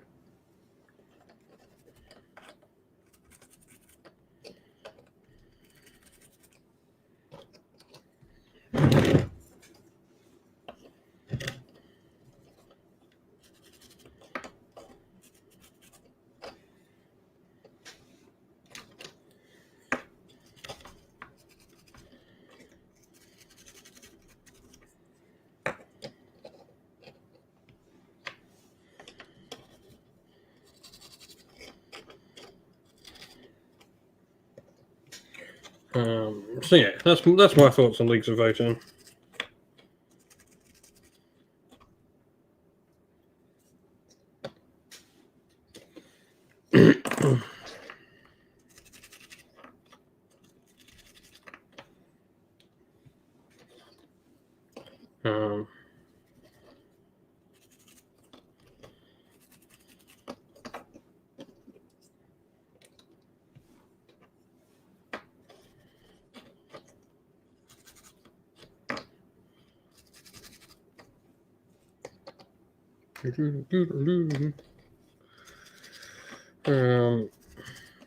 Cat Space Marine stuff I think was much more appealing to me.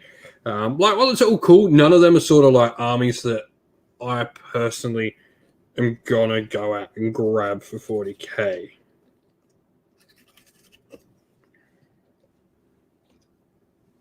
I think.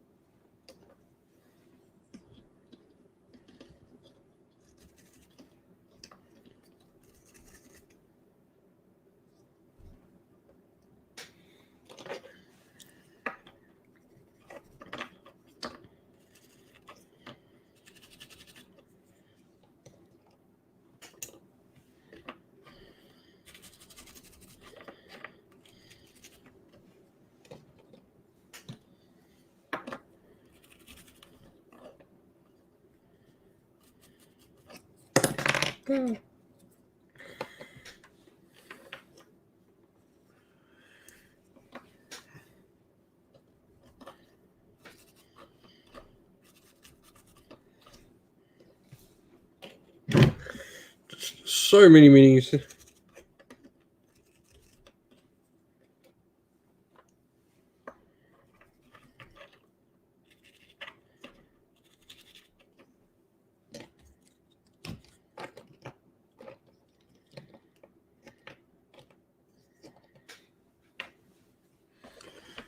But yeah, it'd be fun.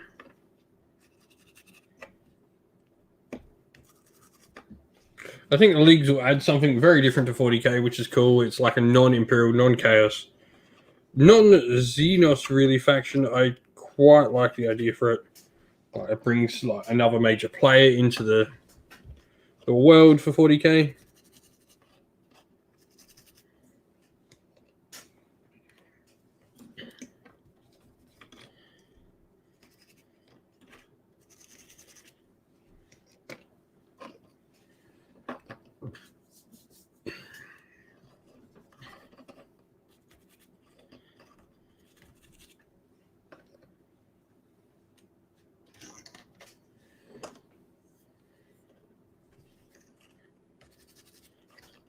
The Chaos Space Marines were really cool. I'm probably much more of like an Alpha Legion player when it comes to Chaos Space Marines.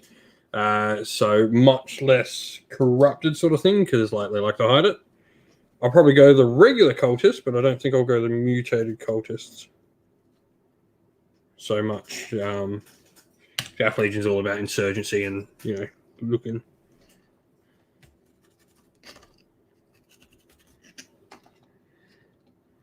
I'd love to do an Alpha Legion army, but paint them up as Ultramarines.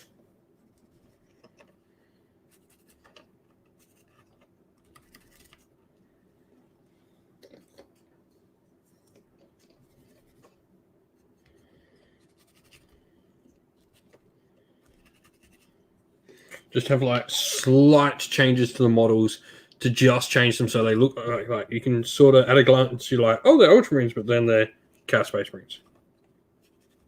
My Alpha Legion army. Love to do that as a project and like.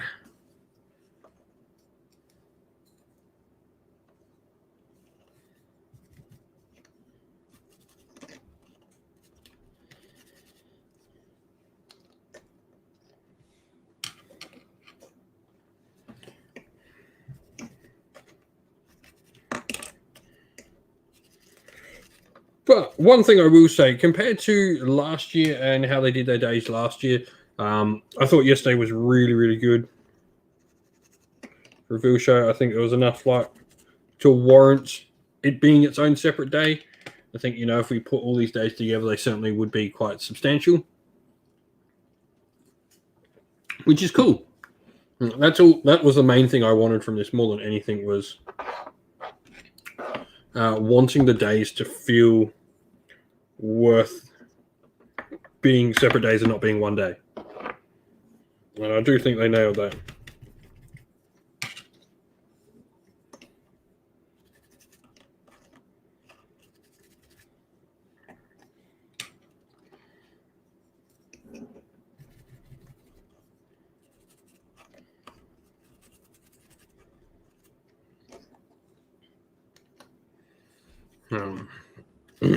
So I think that was really important that they got that right.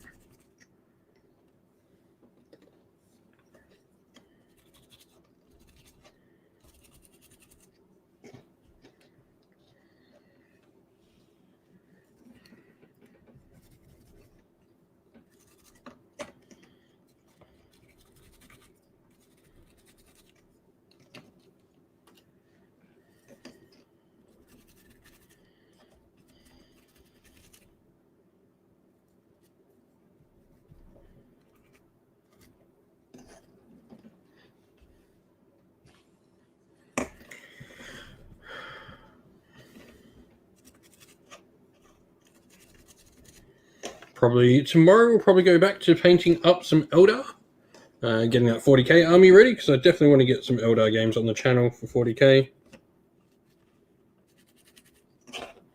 Start inviting more people around, 4 games of 40k, which would be really fun.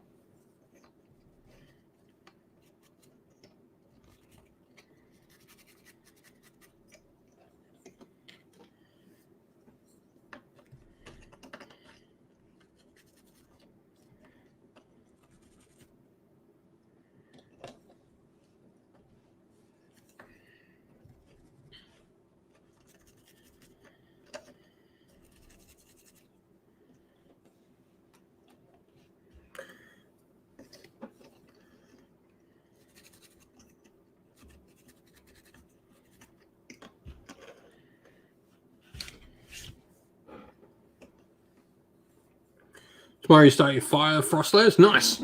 Yeah, tomorrow I'll probably get back to cracking out Eldar, and then once that's done, I'll probably like do a bit of Eldar, I can probably smash most of it out because like I've got most of my infantry done. It's really just getting the tanks and the flyer done.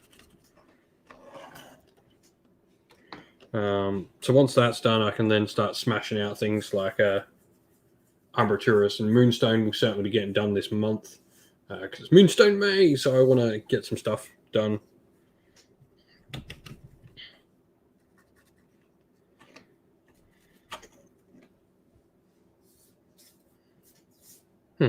Dipped my hand in my brown paint. Good job. Good job, me.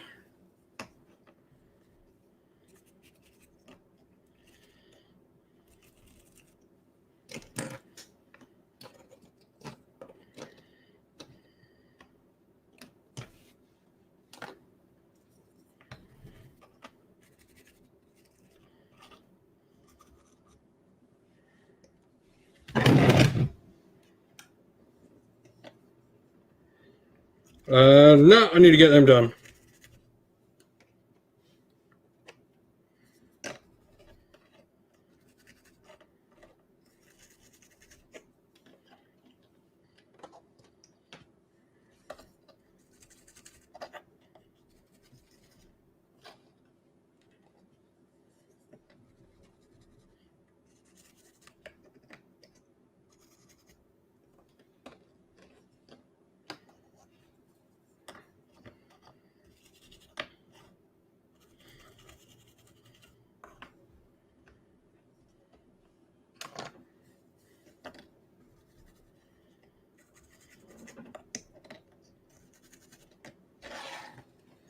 So got that. Yeah, it's like 9 Paladors and a Lord Aquila because I've already got my and a Venator. Stormcast will be easy to do in that time. It's going to be fun, man. Looking forward to it. Those who don't know, me and Nick are going to go to a doubles event. Which will be fun. We're going to run Stormcast Fireslayers. I've got to actually go get the Fireslayers terrain piece for you as well. No. Yeah, sorry, not Azeroth. I'm not sure if I'm going to go the Azeroth or if I'm going to go with a not Zephyros instead. It'll be one of the two.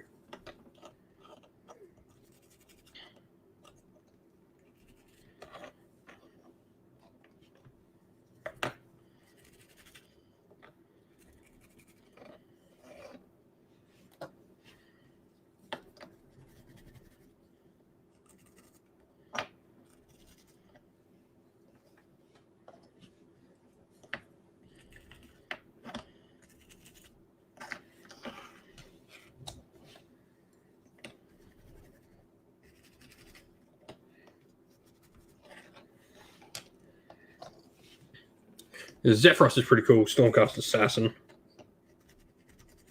I've got her painted up, so there's one less model I would need to paint.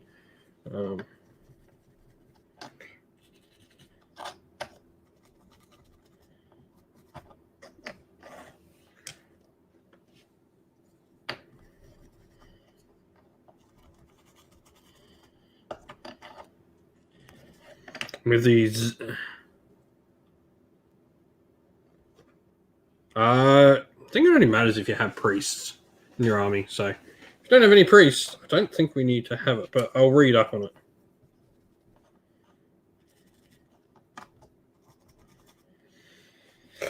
Should get it anyway.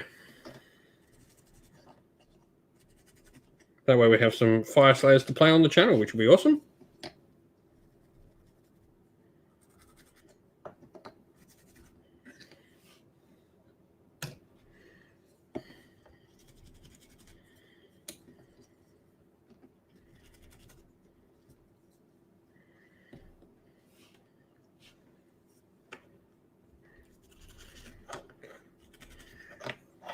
Cool, cool. We will work on it.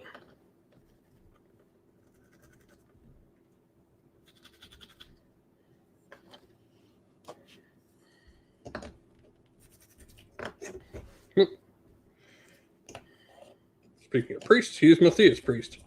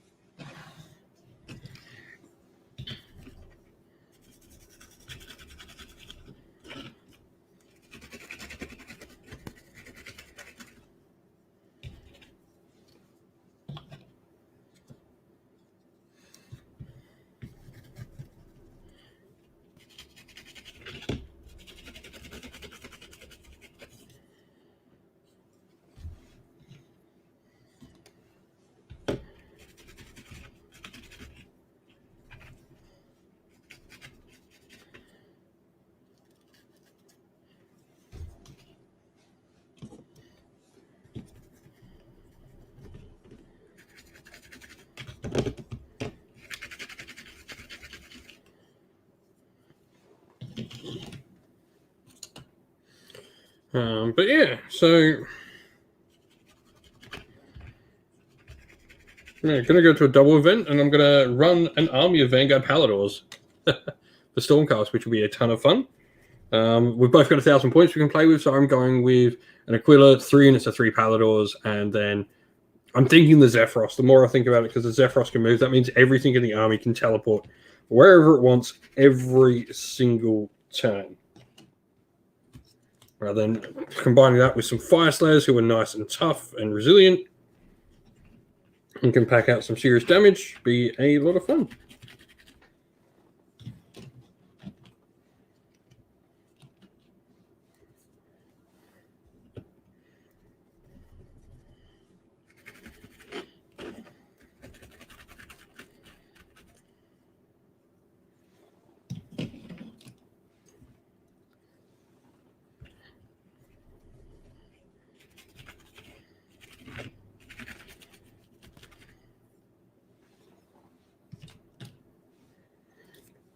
So this is all the models dry brush. So now we're going to go over to the bases and dry brush them.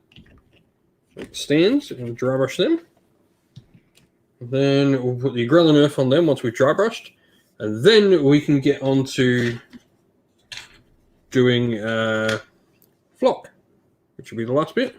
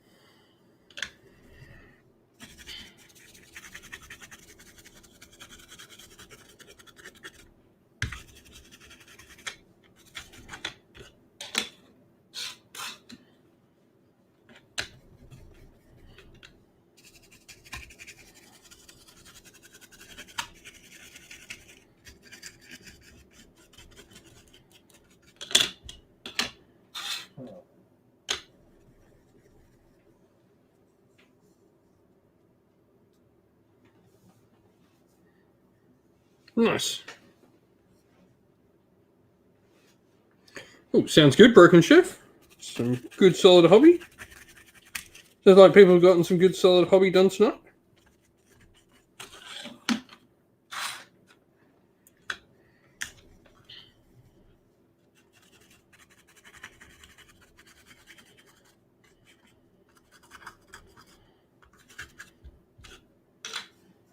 Oh.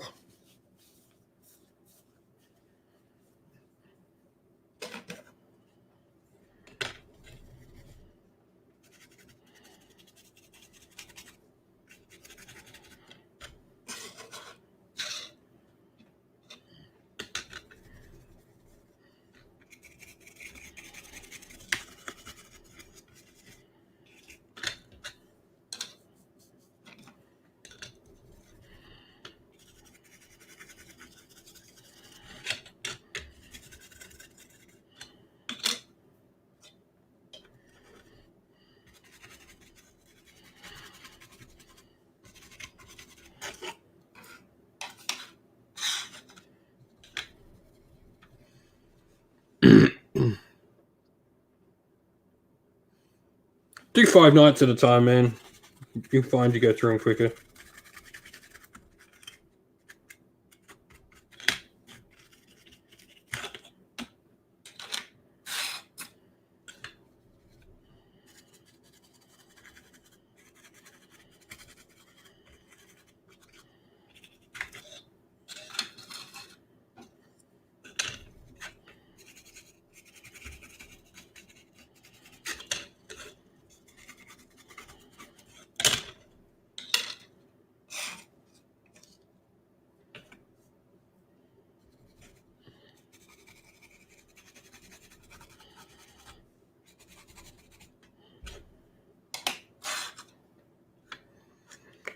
So we're under half an hour away from the reveals for Age of Sigmar. So who's getting excited?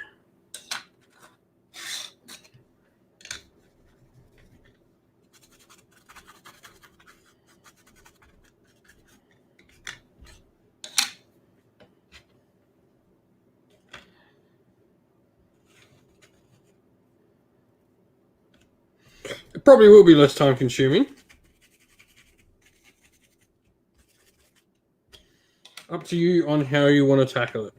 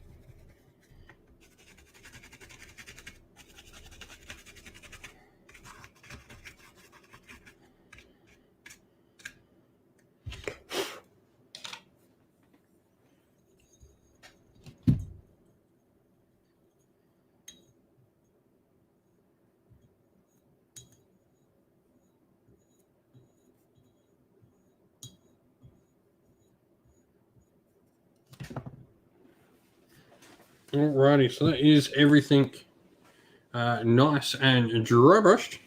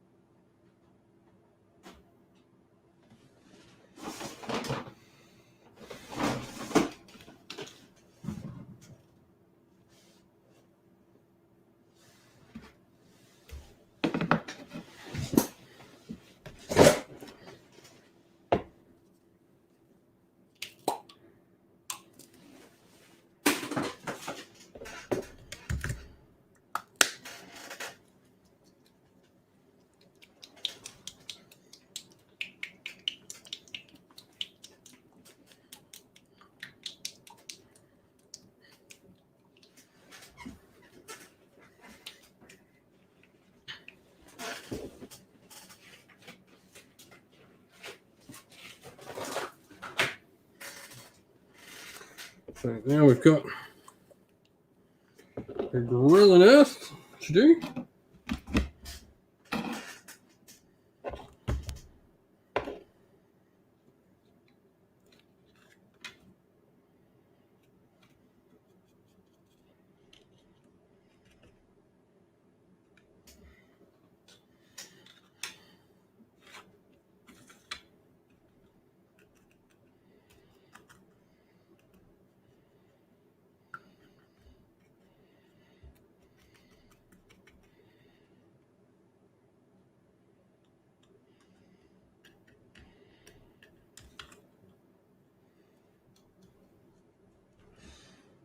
So now we're just applying the grill and earth to the bases that need a little bit of touching up, just to give us a little bit of difference across a bunch of bases.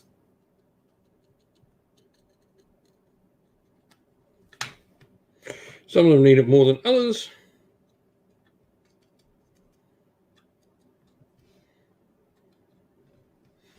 Need quite a bit. Well, this one doesn't need quite as much.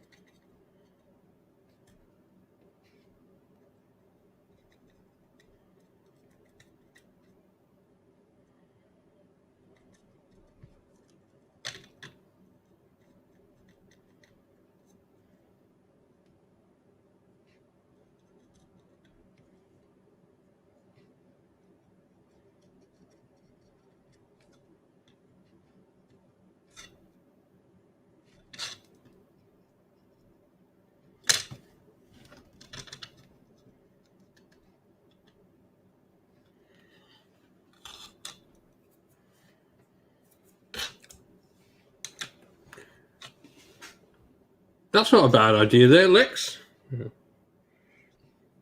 That's what I was doing yesterday, Broken Chef. Like, I was doing like bits and pieces of different units, and you find you sort of get somewhere, and then when you sort of hit one unit and you're doing that a little bit more, you find you want to do the next bit on the unit, you do that.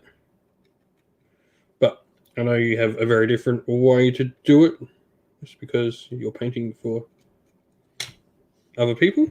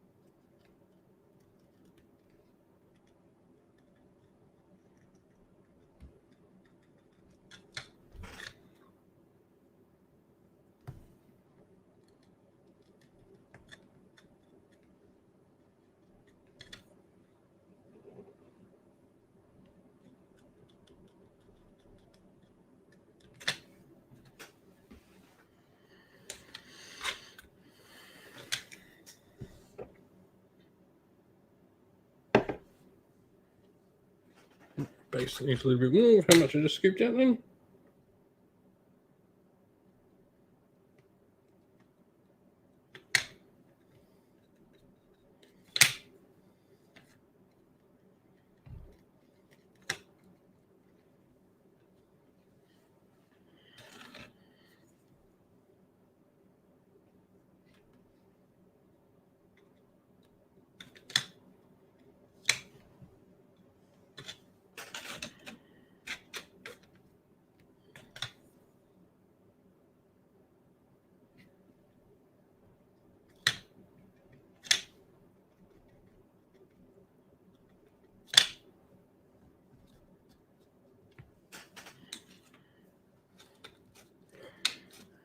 So 15 minutes to go.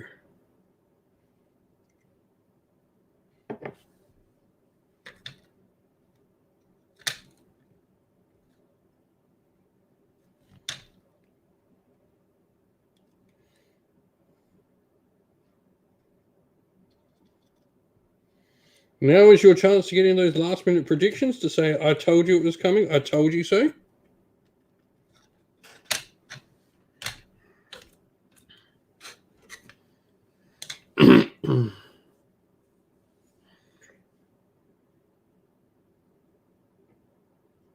I don't know, Nick. I don't know. She does have the problem where, like, she only ever benefits from Hammers of Sigmar rules. Like, you got to remember that as well. So she is limited in what she can gain, while the other Knight Zephyros, I guess their look at it is can gain all the different sub-faction allegiance abilities. So there's definitely that as a situation to consider. Knight Shutdown, Shuck and Fitz, hello. Scythian, yes, they start in about 15 minutes, mate.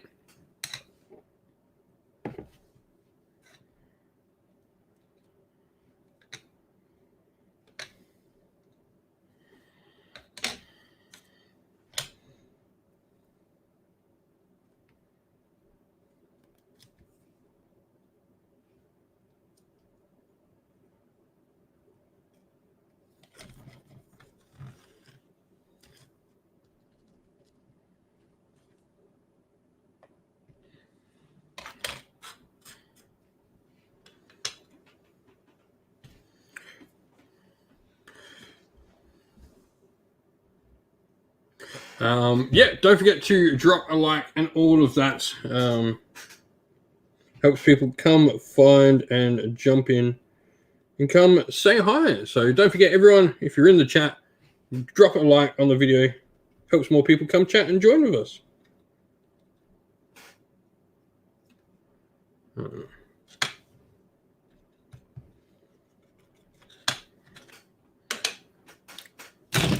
Ow!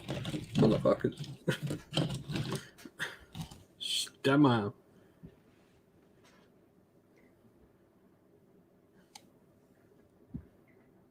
arm. So... Yeah, right, they're not live just yet. Oh, there we go. Warhammer is streaming.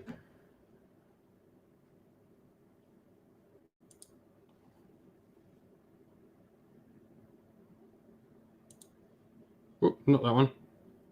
Back.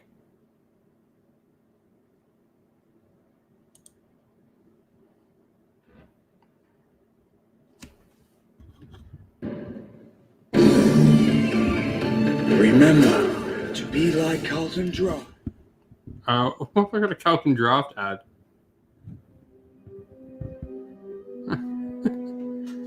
All right, I got.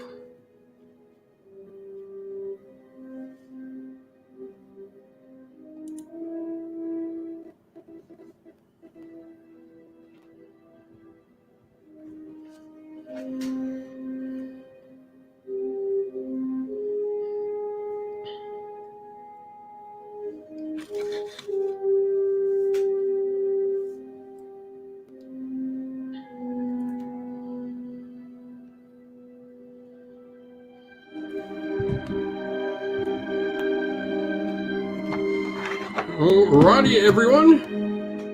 Thank you all for coming and joining. This should be a ton of fun. Last chance to get in those predictions. Remember, no spoilers in the chat. If anyone knows anything, let everyone enjoy the preview.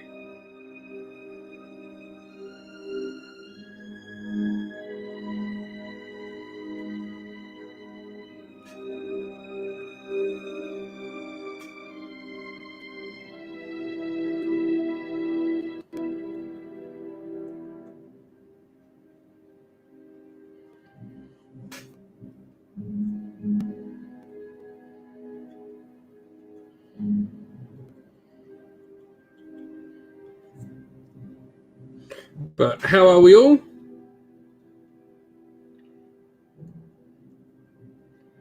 Hope everyone is doing great.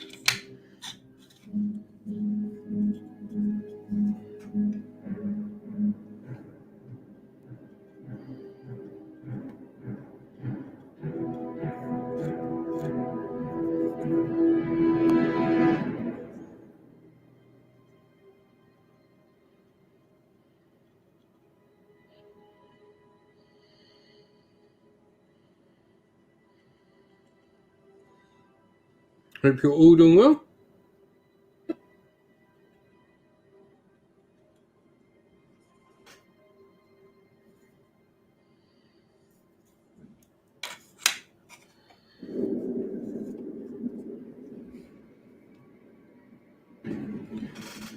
Well, I think we might see. I think Sylvaneth is a given with those flags.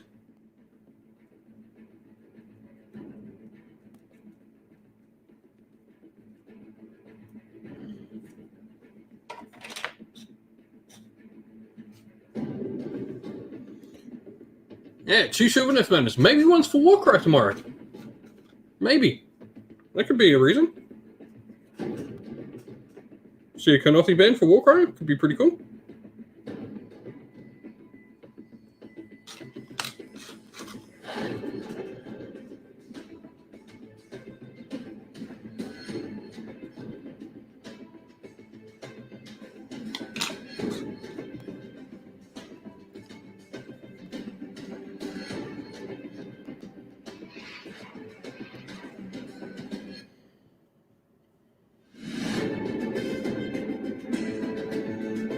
While we wait for this. Is sound all right for everyone? Can you hear me? Can you hear that?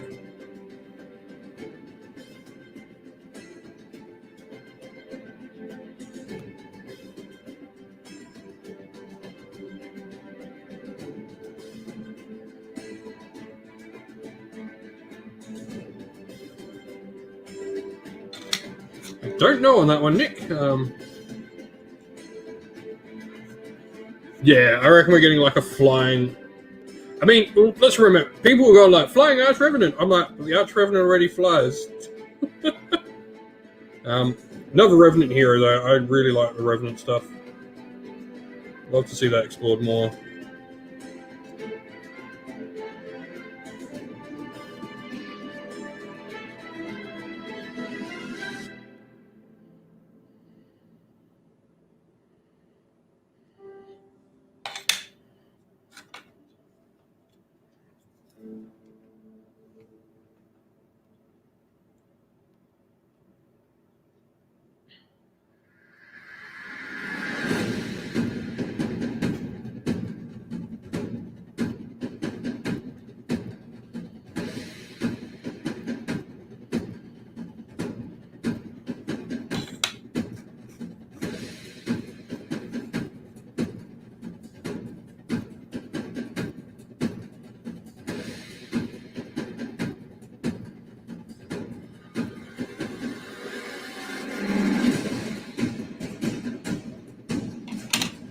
Almost done with the Gremlin Earth, just in time for the stream, and then we'll do some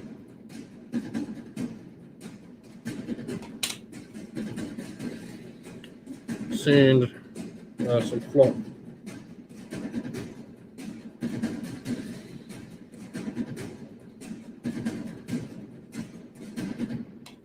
After this all.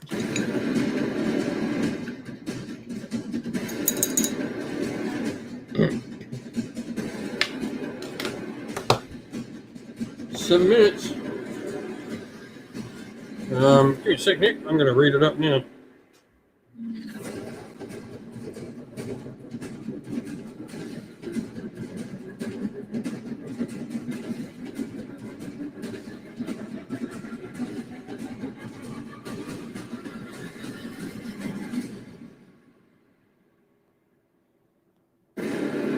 Yeah, it totally would. If they're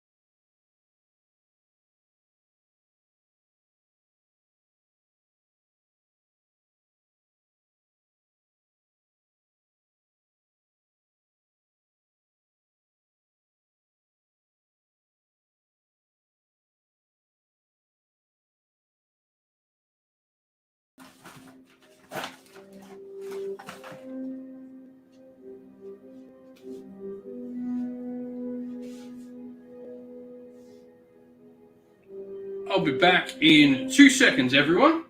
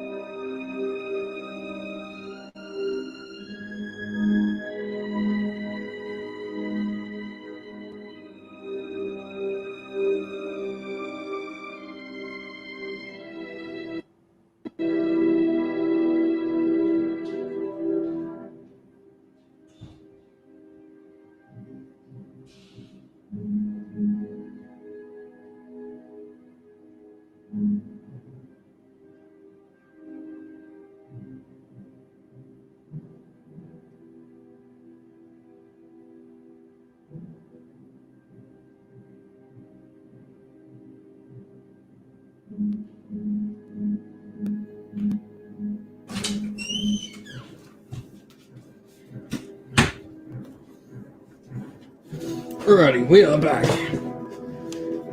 Much easier to read all your stuff. Don't have full screen. I can't flick back to what I'm doing, so I have to read all your comments on the iPad.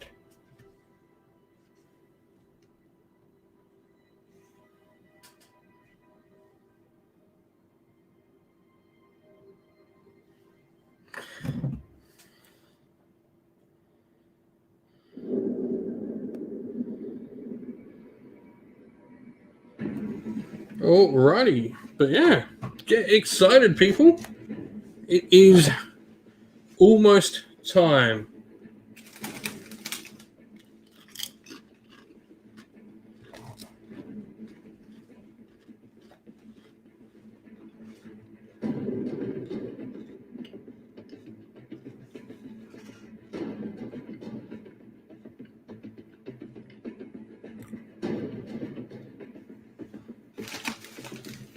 Yeah, Dan, I do wonder.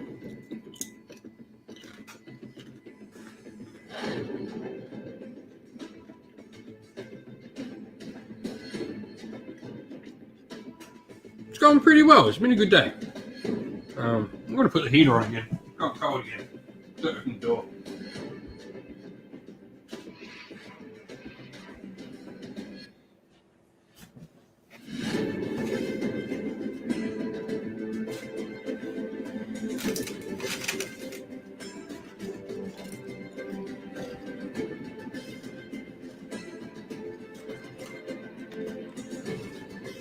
Now that we're not hobbying.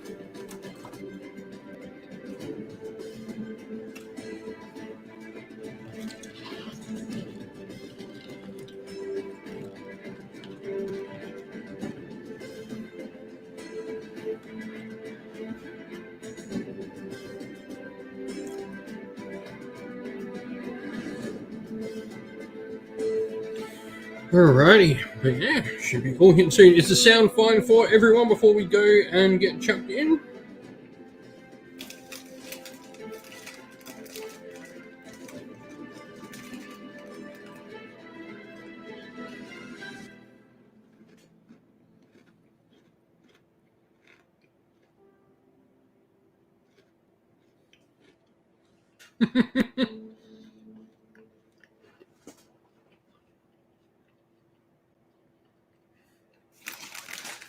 I wish, man. I'm so down for an Ogroid army.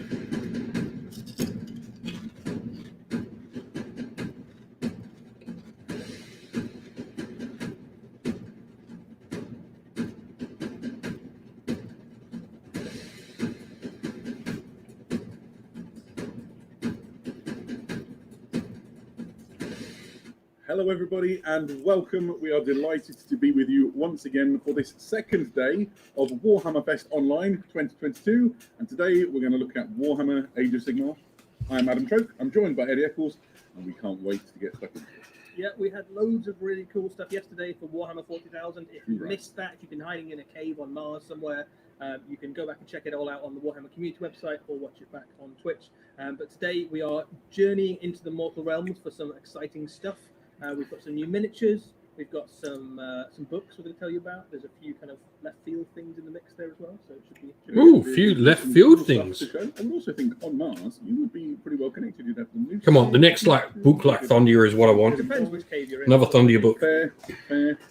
Well, I don't suppose. Oh, I'm going to do it earlier than normal. I don't suppose many of you are on Mars. But we are joined by, last I looked, it was something in the region of 11,000 people. In the Maximunders, hello again, mate. And ready for Everyone, last chance to put in those predictions of what we think we're going to see. Please tell us where you're coming in from. No spoilers, please. Let everyone enjoy the chat and the stream. Corners of this wonderful world. And also, where's everyone joining from? And it has They're been gonna ask, so- Colorado, New York, Australia, Portugal, Loch Ness. That's pretty awesome. Tokyo, Florida. Somebody's from Mordheim. Good luck surviving that one. There isn't a real. Yeah, I think the GHB will be in there. Version. Maybe.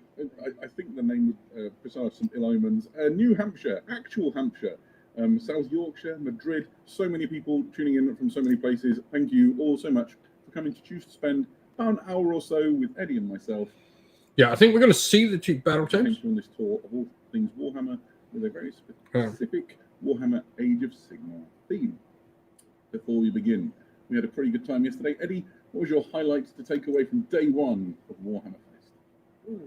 If you could throw a stone that far, Nick, I think in terms of miniatures, I'm pretty excited about. I'll give you my Archaon. So I think over the course of my hobby journey, Unless you're at my house at night, which is creepy, please stop. I'm looking forward to adding another one in. I've got 4 or 5 armies that actually could do with Demon Prince. I have one Demon Prince in my collection, and I think it will be upgraded quite substantially when that comes around. Large demon armor. For me, How's the sound for everyone? Can you hear them? Not too much of the day. Getting excited about yesterday's reveals with the Warhammer TV team and talking to the presenters. I have definitely decided it's the Mind Witch from that new Chaos set, which has got all the crazy sort of characters to lead your slaves to Darkness army. I just like the idea of a very big distended cycle. Kurnothi full army maximum. It's like, dude, if you're going to be correct and we get a Kurnothi army, I know I will not be the only one. Sound is a little low. Yeah, but I think yesterday I don't think they're talking into the mics. Quite spiky. Because was the music fine before, everyone? I mean, I super like the Hernkin Pioneer bike as well. I'm getting quietly super excited. So I thought the music was fine. But today is the day to get excited about Age of Sigmar. It is. Things in Mortal Realms. I don't think they're talking into their mics enough because the music was fine to me before. I've just completed one, or just want to shout out. I can't make them talk into mic clearer. Let us know in the chat. Oh, yeah, go on. I can see already that Ratmen are getting... Yeah, that's what I thought. The music was fine, so I think they're just not talking to mics, which is fine. We don't care about them rambling. As much as I love Adam Troke and Eddie Eccles, they both do a good job. Maybe the Ratmen will get a look in. Is there anything you're excited to see? I know the thing that you're... I mean, they're both probably pretty tired. I think there's probably people probably guess. There's been some hints, I think, over the internet about what kind of things we might be set to talk about. I think some of the things we've got today are going to take you by surprise. I don't know. Any Age of Sigmar projects yourself on the go? Also, Age of Sigmar projects, not really. I did do a nice tidy up of my Warhammer Age of Sigmar shelf lately. Stormcaster things were neatly rearranged. I'm trying to work out how to... Yeah, I'm keen to see.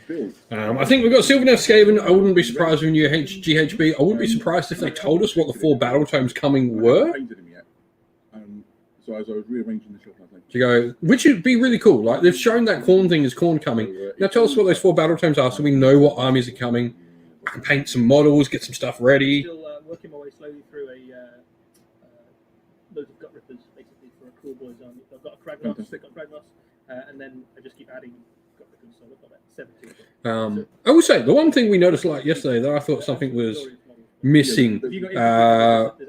I thought I would have liked to see Black Library books yesterday. To speed paint them, get away with it. Yeah, but I've seen it's not how I roll. Yeah, exactly. And we were both... Just remember, everyone, no spoilers in chat. If you know something pretty obvious, I think Sylvaneth are coming though. Based on that, some small scale Warhammer, it could be on. So. Yeah, I would have liked to see like Black Library books involved in both these days. Our first video. Thank you, everybody. All right, here we go, everyone. First video. Someone will hear you as Ratman in these parts. Ratman come in packs. We'll hear him a mile off. I heard the winter just think is rapid. Then what do you think the regiment's been after? General's gone mad. We're chasing shadows. Oh, it's happening. We're getting Skaven. We're getting Ninja Rats. Yes. Yes.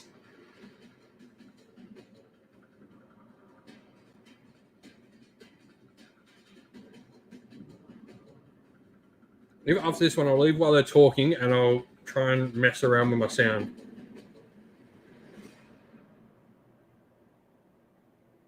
Lord Master of Stab Kill. That was pretty awesome. A new Death Master for the Skaven, Eddie. All right. So, as I say, this is a brand new hero character. Going to try and mess around with my sound. An iconic part of Warhammer lore for, I think, as long as I remember, may even be older than me. The Death Master. So, for those of you who don't know, the Death Master is the title given to like the expert assassins of the clans Eshin of the Skaven.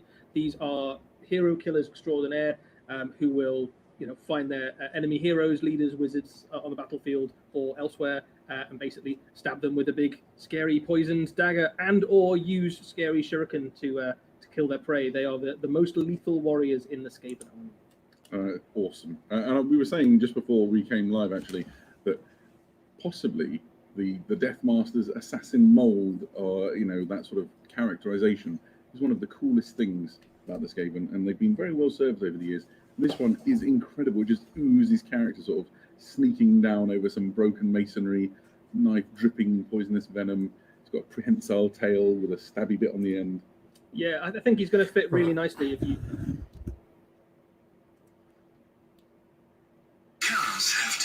I'm going to try and do something to get some sound on properly for everyone. All right, I apologize. Bases of them where they have that kind of. Don't know why their sound is really.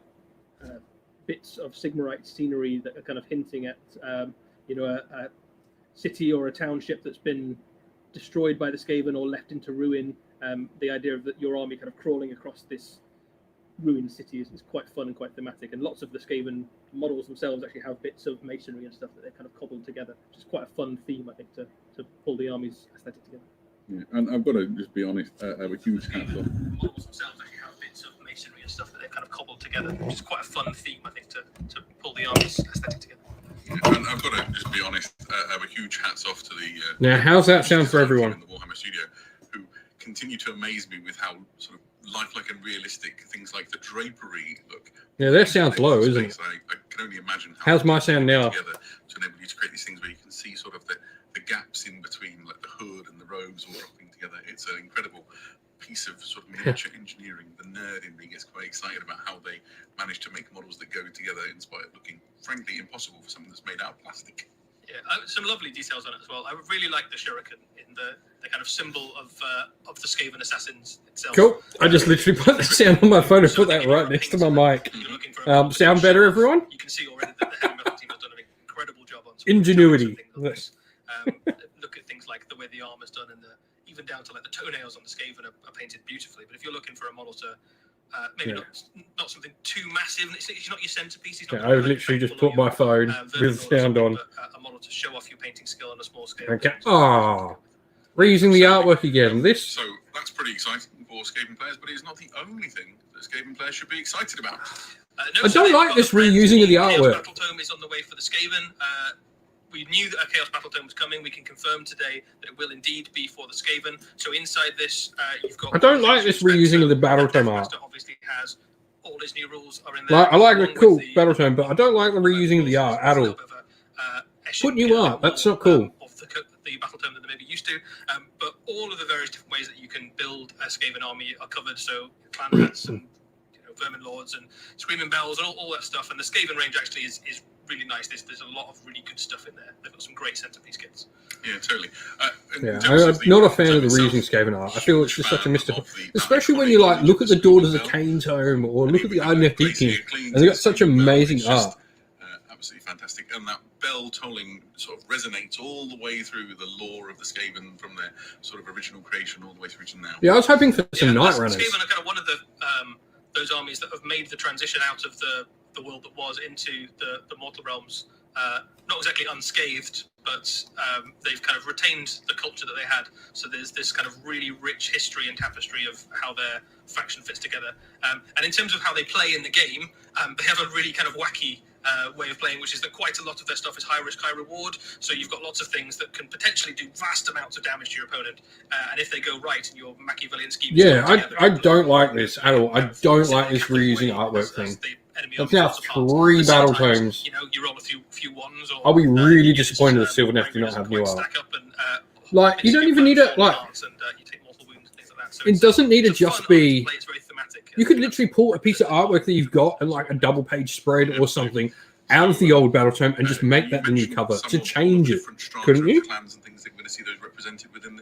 Yeah, so you can definitely lean really heavily into the different... Tron, that STD, the Slaves to Darkness tome, was the special edition cover, which is normally simple and different looking. That wasn't the actual cover. A kind of martial force with lots of storm vermin and things like that. Or you want You know what I mean? Like they could just pull something out of the old battletome from like, you know, an art piece out of there and make that the new cover. You're not having to make new art, but it all of a sudden makes the new book look different. And that actually used to happen in fantasy. We used to see that in fantasy a lot, where an older art piece that was inside a book came out and became the cover piece. When I dabbled, I was just collecting all the things with big guns on. So That's certainly one way to do it. guns, rattling guns with Gatling guns, and the army does pretty well as well. Yeah.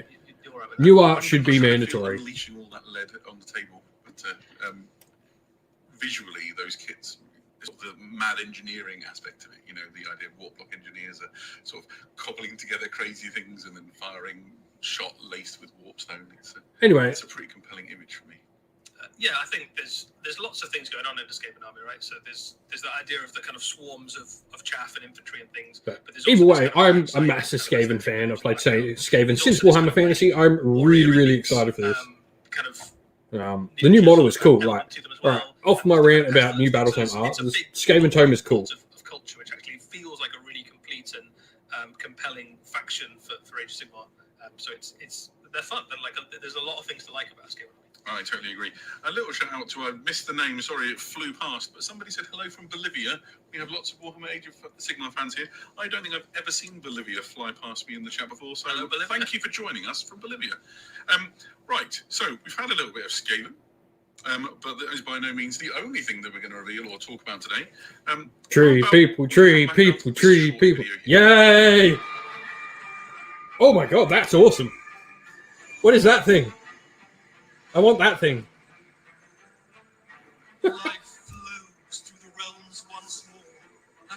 Oh, they got flying bug cavalry.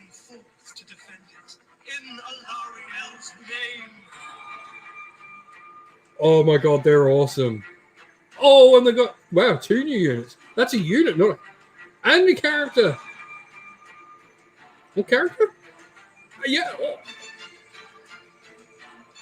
Wow.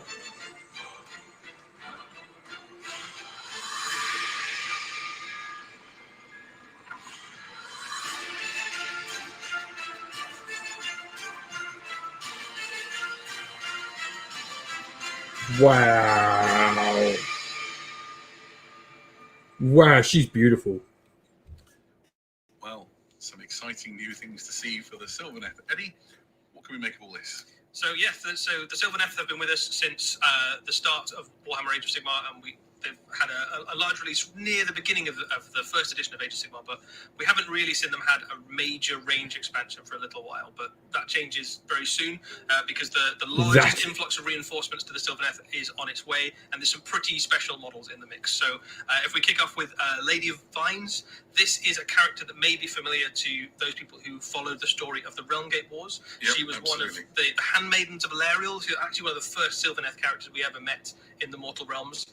And if you follow the story of the Realmgate Wars, you may remember that she sacrificed herself in order to bring about the rebirth of Alariel and the kind of the rebirth of life in the Mortal Realms, basically. But Alariel is the goddess of life, so she was able to resurrect her most loyal handmaiden, and thanks to Alariel, we get this beautiful model. Yeah, so story-wise, this lady here, right, she is the one that goes with Grimm and all that to rescue Alariel in the Realmgate Wars. Really cool stuff. I'm very excited for this. Yeah, she battles alongside Gardas the Steel Soul, I think, in some of the Mortal Realms stories. Yeah. She's a particular nemesis of Nurgle because there's a huge battle in the Realm of Life, the War of Life, where she's the forces really of cool. to overtake that realm, and the forces of the Sylvaneth definitely don't want that to happen. And you can see a Plague Bearer on the base there getting rooted out, chaos literally rooted out of the realms there. In terms of her abilities on the battlefield, she sits somewhere in the same region as Dryker in your Sylvaneth force, so she is a much more powerful than something like an infantry character, but maybe not quite on the same level as Alariel herself. So she's like a medium monster level hero. She's a spellcaster. She can summon units to the battle and reinforce your army. She's got some buffs to nearby units, and she can handle herself in a fight as well. So she's like yeah, I think the Bug Riders were 2 different units, by the way. To help you out in the battle. I think it was Spite and Tree Revenant from the Bug. From a miniature perspective as well, I think the Sylvaneth range is one of the most striking visually of the entire Age of Sigmar range, but she has got some lovely little touches on her in terms of you've got some little spikes and things in the cloak that she's got. The weapon is quite impressive. Yeah, the details on the model are just amazing, aren't they? Like first off the bat, and it's already been referenced both in the chat and by yourself, but it's the foot on the sort of back of the neck of a plague bearer is just stunning. It really evokes what we've seen of her character through the sort of the novel. This is amazing Story of sort of the battle in the realm of life, and then for me, there's things like the skulls woven into the cape. Yeah, I think Sylvaneth are going to be my next Age of Sigmar project. Or leaves or ivy or whatever it is down her back. But one of the skulls is not like the others if you have a good look. And then obviously you've got spikes sort of wriggling around in there. There's just so much to love. Once again, the miniatures design team just continue to blow us away with these intricate details, which you could paint this with Citadel contrast paints and you could probably have the model done in an afternoon, or you could lavish time like the other metal painters have and have some incredible centerpiece model for your collection. Yeah, I think what I like about it, and a lot of the Sylvaneth range, is the kind of juxtaposition between the elegant weaponry of like the sort of elven route and things like the urn carried in the back, and the really spiteful kind of visceral, natural look of the face. So this isn't a friendly character. They might fight for the forces of order, but you know. Yeah, that's really cool to note, Maximum. There's like realm, you can see her cloak is full of the skulls. Bug Riders versus Plague Riders, the Plague Flies. That sort of thing. All right, so Gossamer Archers. These are cool. I love that they're not winged. They've got the bugs like the tree rev, like the arch revs. She was by no means the only thing we saw in that video that sort of teased all these things. Tell me more about Gossamer Archers. So this is a new unit for the Sylvaneth, picking up that kind of spite theme that we've seen a little bit with some of the things like the Revenants that live in the Sylvaneth army. We have a lot of Revenants to build. We haven't seen before, and one that gives a really interesting new option basically to Sylvaneth collectors and players. So from a lore perspective, this is a unit that can fly around the battlefield that you can see on the back of their. You can't quite see from these shots, but on their back they basically have grubs that cling on and fly them around. So there's insects on the back there that are helping them kind of move swiftly, and they can dart between trees. From a gaming perspective, they give you a fast-moving, solid archer unit that can kind of get to where you need them to be and put damage onto enemy units. And they're just a really, really flexible, useful unit that can kind of harass enemy, claim objectives quickly. That they move quickly, they can get out of trouble quite easily. Their bows fire arrows that are kind of upon impact shatter and turn into bugs that swarm and dig into enemies, so that they hit pretty hard, even though they're carrying what looks to be bows and arrows. They're actually enchanted with the power of life magic, and they do lots of damage to stuff when they hit. Fantastic. Those bugs on the back apparently are called Zephyrwing Spites. Yep. They've got this sort of Zephyrwing Spites. It's the same thing as what's on the arch rev.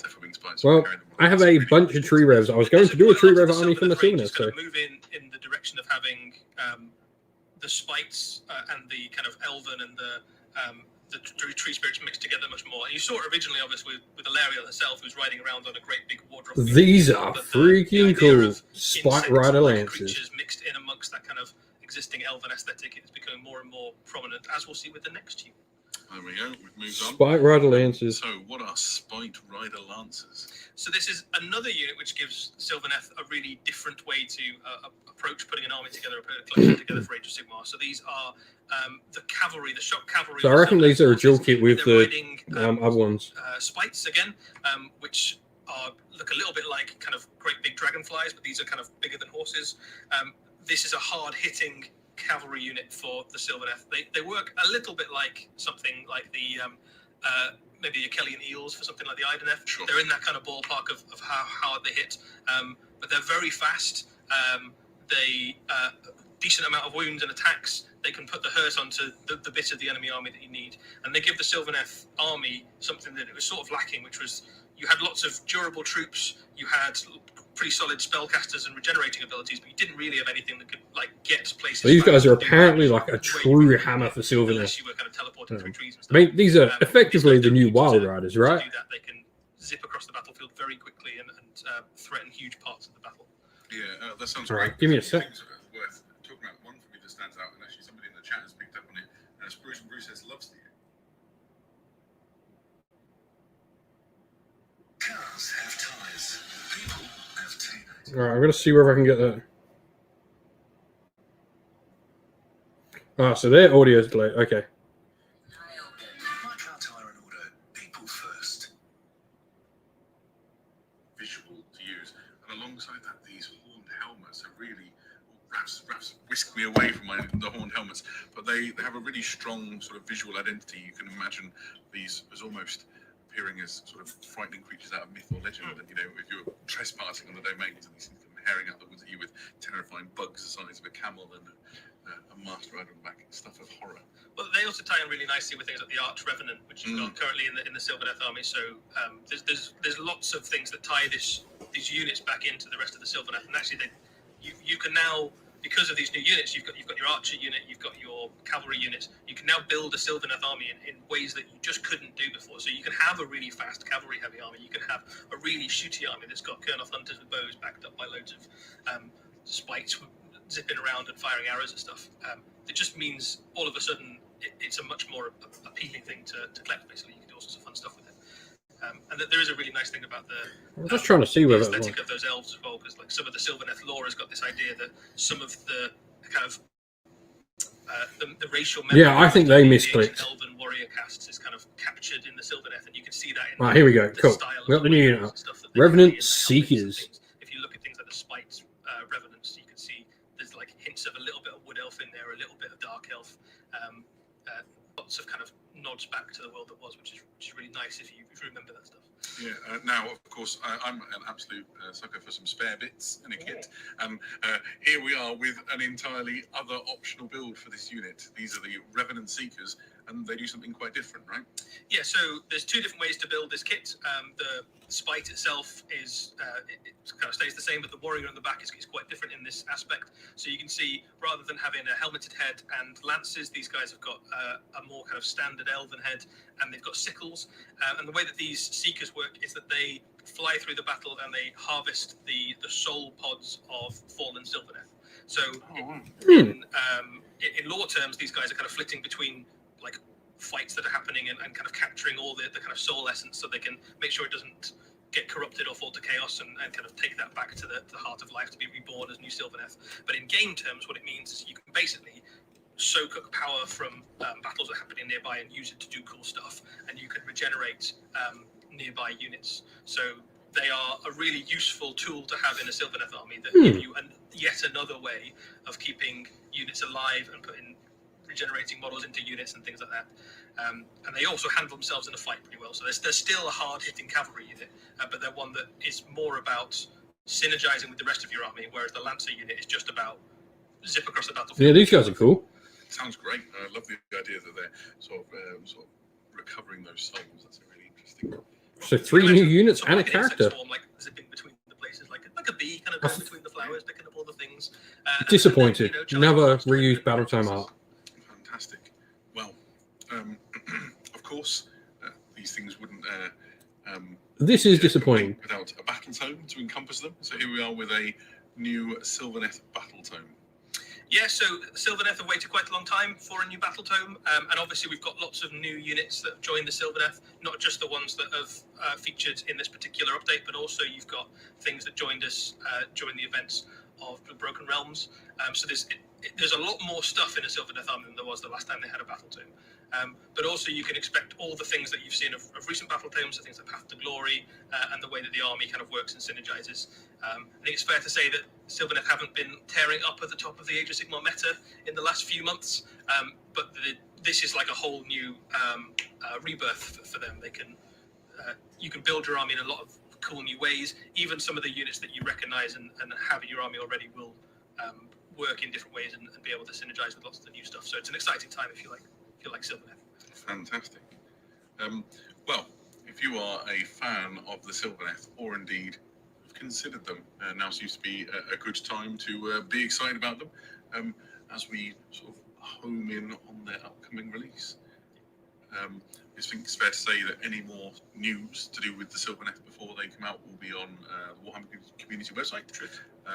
But they're not a million miles away now. No, they're pretty close. They're closer than you might think. Excellent. All right, what are we seeing here? Right. Well, we of course must continue ever onwards, so we will join you after this. Yeah, Ogroids.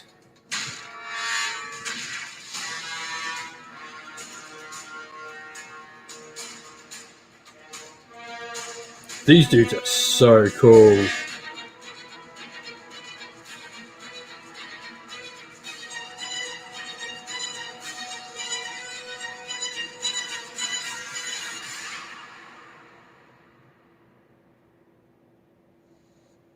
I absolutely love the Ogroids that we've seen. I mean, these are good pictures of the Ogroids now. It's always a good thing. Here we are with Ogroid Therodons. Yep, so we know there is a new Slaves to Darkness book on the horizon, and this is one of the units to feature, and we've got a chance today to have a closer look at these guys. So we've seen Ogroids before. We saw them for the very first time in Warhammer Quest Silver Tower, where if you went all the way through the Silver Tower, you'll know that the Minotaur at the heart of the dungeon was an Ogroid thaumaturge who threw fireballs at you and turned things into horrors and stuff like that. So that's a distinctly Tzeentchian feel to him, wasn't there? And then we also saw one in Warcry in the shadow of the Varanspire, where he was marshalling Archaon's armies. But now in the new Slaves to Darkness book, they're kind of revealed as being this kind of entire sub-faction almost that sits within Archaon's wider forces. So from a lore perspective, they've got quite a fun narrative. So these guys used to have a kind of vast empire in the realm of beasts, and were actually allied to the destruction gods Gorkamorka. Really? But they sort of they had an empire, but you know, Gorkamorka is a little bit of a not the best god for people who have an empire. And he also has followers who are Ogroids, ogres, and Uruks and things like that.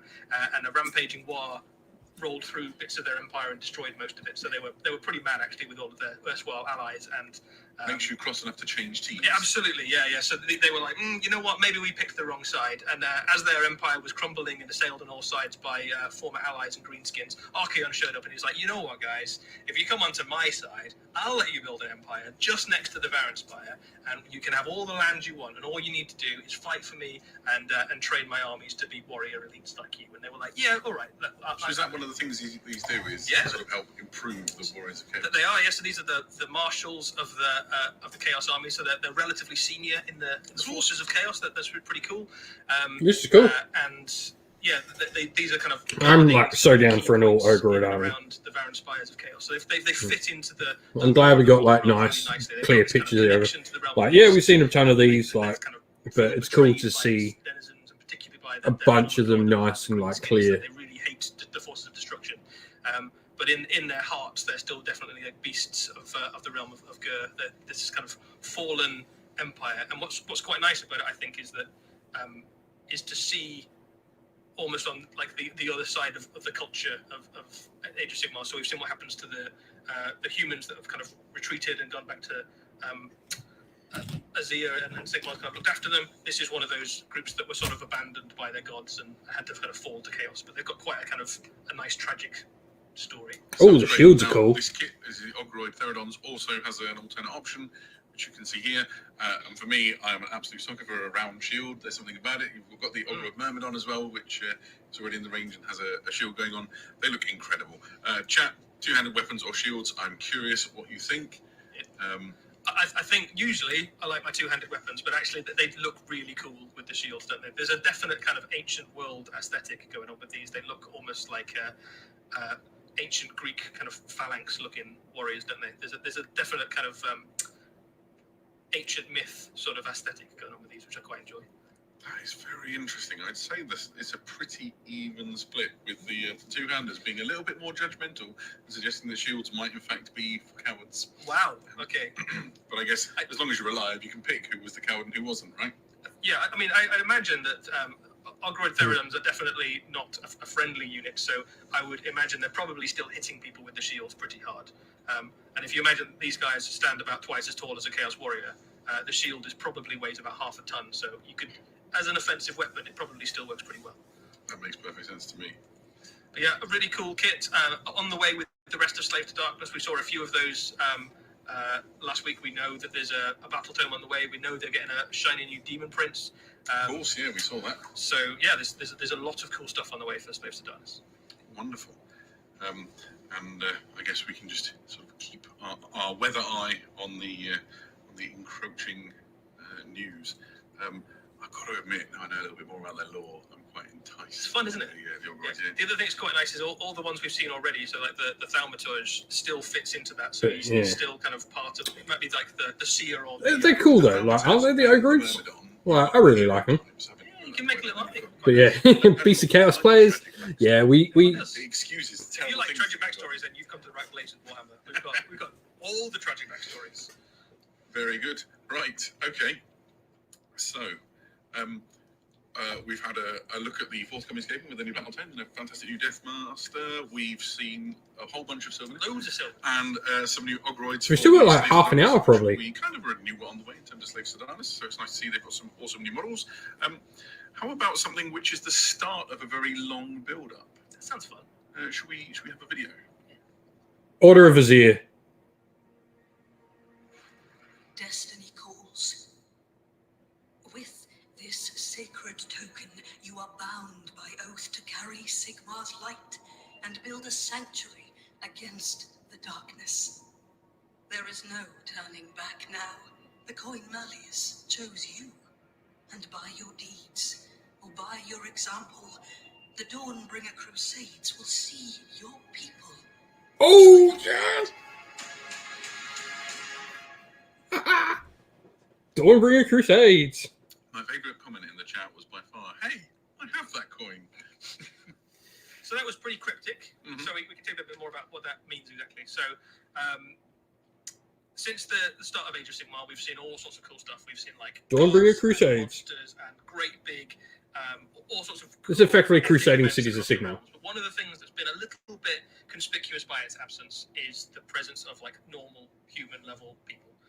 So one of the things we're announcing today is that the Warhammer Studios have embarked on what will be one of the most ambitious new faction projects for Age of Sigmar since the launch of the game, basically, which is the kind of reinvention of the free cities and the cities of Sigmar within the Mortal Realms. So we're going to see over the next few kind of months, we're going to follow the progress on the community site and elsewhere of the development of humans, basically, in Age of Sigmar. So the thing that you can see on the screen there is the God King's coin that is given. Coin Malleus, is that right? That's right. They call it coin Malleus or Malleus. You said tomato, Coin. to call the whole thing off. This given to the warriors and the people that set out from the cities of Sigmar into the mortal realms to found new cities, seeds of hope, new settlements out in the wilds, basically.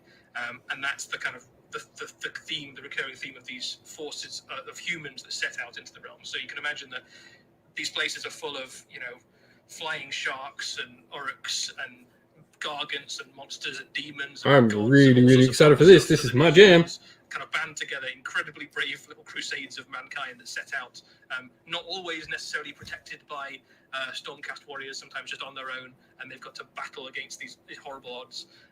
One of the nice things in Warhammer 40,000 is that you can see the setting through the eyes almost of things like guardsmen. You can I mean, see if how- anything happens to those models, they, for me, Because they just one of the go to perspectives Warhammer that's been Fantasy, missing from Age of Sigmar is that, and they'll like, have a place in what's Old when like it comes to be out. a human? What's like?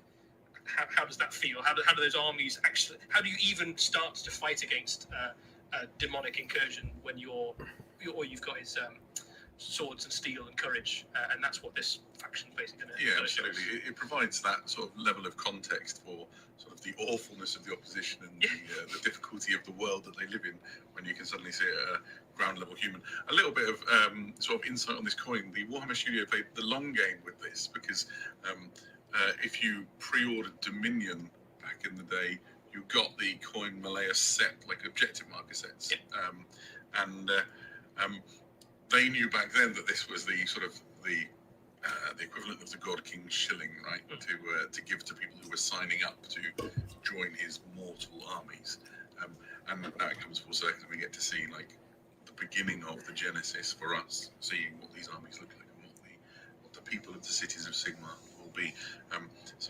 For me, when I saw this video for the first time, I was like, "Ooh, they played a nice long game here." I like it. It's nice as well because the narrative for this has been set up, as you say, at the start of Dominion. And if you've been following the narrative of Age of Sigmar and reading the stories and things, you'll know you'll have a sense of maybe what's coming. I'm pretty. I'm excited for this. As a cities player, this is exciting. The payoff towards Getting Age of Sigmar models later for my on faction is going to be So awesome. if you're following Age of Sigmar and you kind of you're in on the story, this is going to be, I think, very rewarding when this faction shows up. You'll be like, hey, it's these guys. This is how I imagined it to be.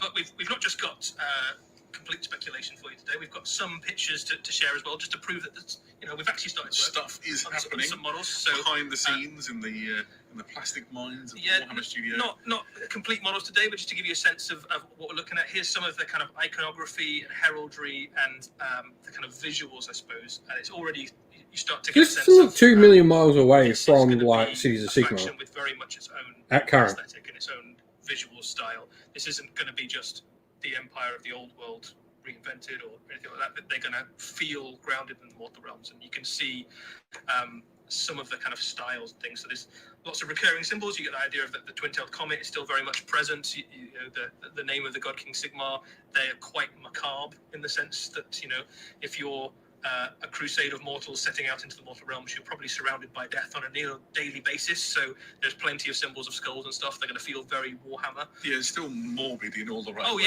Yeah, absolutely. But I think the nice thing about humans in Age of Sigmar is that there is that little spark of hope. Like, they are setting out because they genuinely believe that they can find somewhere in what is literally a hellscape to carve out a future. This is cool. I'm quite excited for this. End in like horror and disaster.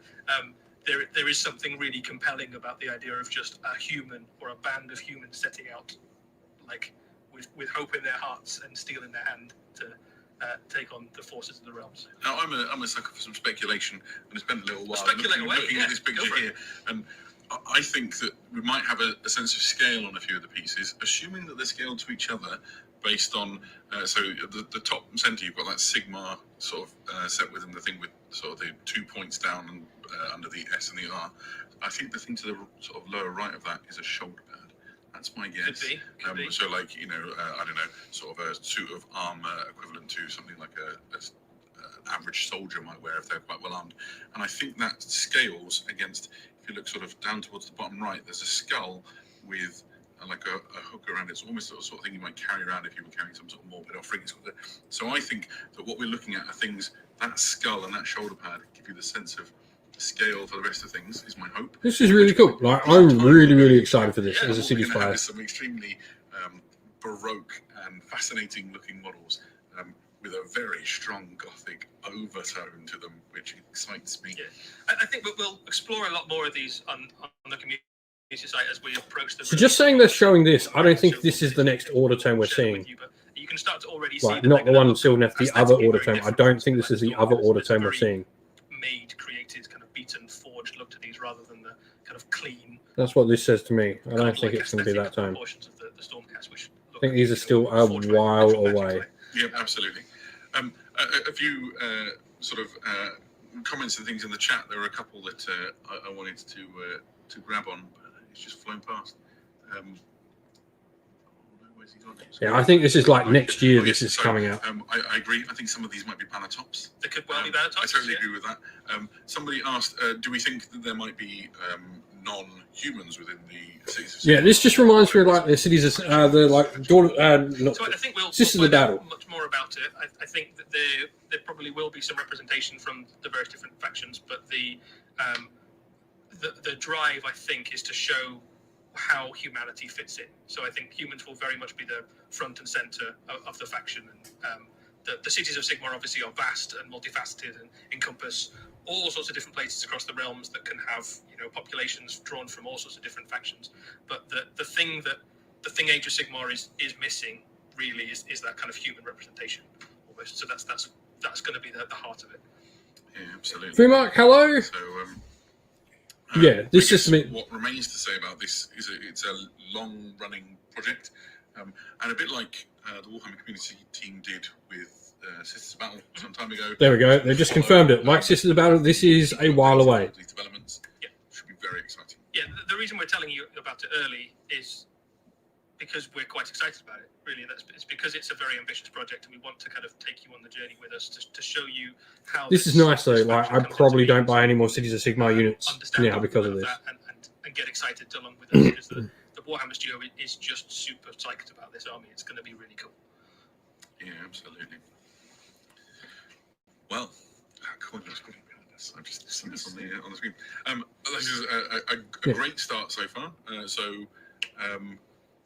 I must admit, I'm quite excited. My army in the world that was, generally speaking, was an Empire army. So I feel like this is sort of maybe a return to that sort of living the life of the everyman.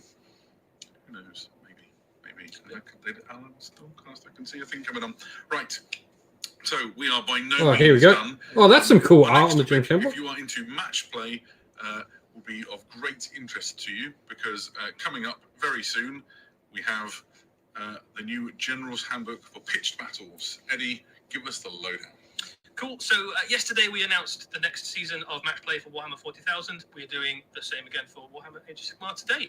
This will set out the match play scene effectively for the next 6 months plus of. Oh Age of no! Sigmar. And it contains the Too stuff you'd expect it to contain. So there's some themes that are worth exploring. So the first one is that this has got a lot of battle plans in. There are 12 battle plans in here. 6 of them are relatively generic battle plans that you can use however you want, and then 6 of them are themed very much to the setting of this particular General's Handbook, which is still set within the realm of beasts, but in a different location within the realm of beasts. So the last few months we've been we've been in a place which is full of monsters and large beasts. So if you've been playing competitive match play for Age of Sigmar, you'll know that you had lots of things that either gave you bonuses against monsters or made your monsters better, or if you had a spell, you could literally turn yourself into a monster. Sure. The next season of Warhammer Age of Sigmar is much more focused on battle line infantry. So if you've got a force which is very heavily dependent on things like your basic troopers, you want big blocks of units, there'll be lots of things that give your guys bonuses. And the idea is that the troops have now been in the realm of beasts for months, if not years, on campaign.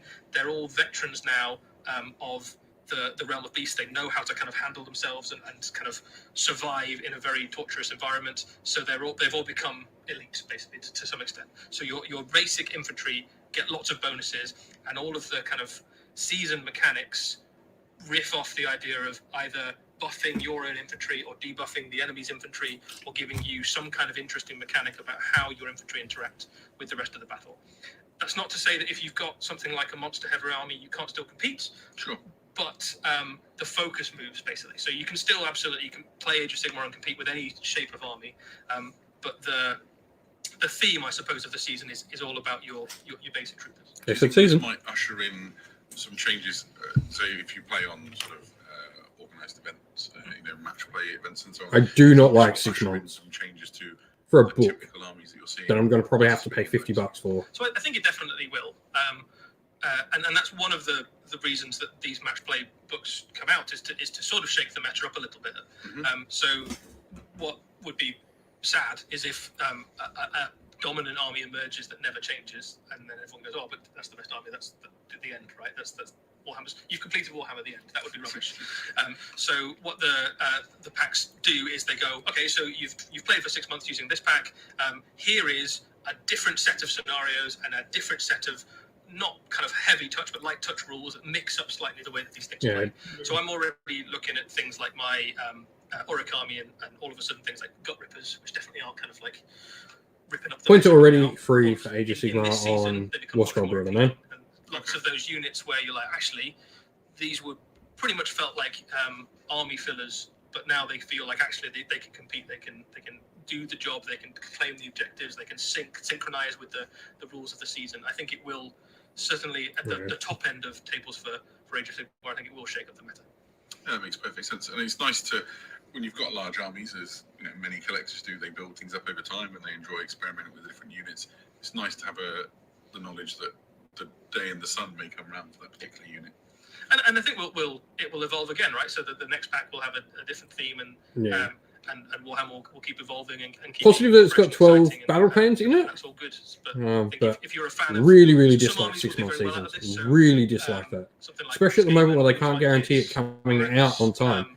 any Like the army Age of that, Sigmar, like, the 40k one came out 2 is months late rewarded in for Australia. investing heavily in big blocks of infantry will enjoy this season. I think will do well. And a lot of those armies are the ones that aren't really competing particularly well in the meta for Age of Sigmar right now. So I think it will be really interesting to see what happens for competitive play.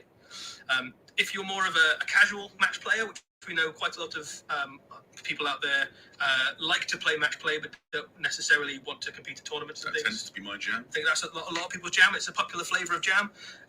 You can all of the points for this, the updates for the points will be available for free online as well. So if you'd rather just continue to play with the missions that you have in your core book, or you want to use a previous battle pack or something, you absolutely can carry on doing that.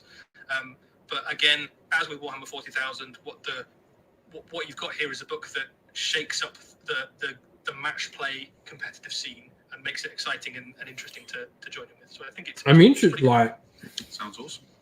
I know the opportunity to sort of go to those events a few times a year and sort of meet with your friends and roll dice in sort of anger is not the right word. Competitive spirit is quite the high point, so it's good that everybody's sort of on the same hymn sheet. Sign me right up. all right, Okay, what do we got so now? we have one more video to play for you. Shall we proceed to that and see how we get along? You're back. Uncommonly tall for a Dwarden, an adventurer, an engineer, a wit, and a self-proclaimed genius. Trekkie Flint, captain of the Ailsling, known throughout the sky shoals of Acromia. Say his name and make half a tavern starry-eyed, while the other half mutters about how much money he owes them. A soul-blight vampire who accepted the curse as his people and kingdom fell to chaos. He now roams the realm of death and beyond. Kado Ezekiah, a wanderer who has outlived the memory of the age that made him, seeking retribution What? and salvation for the ones he failed. This is out there. Something quite different now then. Two new heroes that until today I was unfamiliar with. Eddie, who have we got and what's the story here?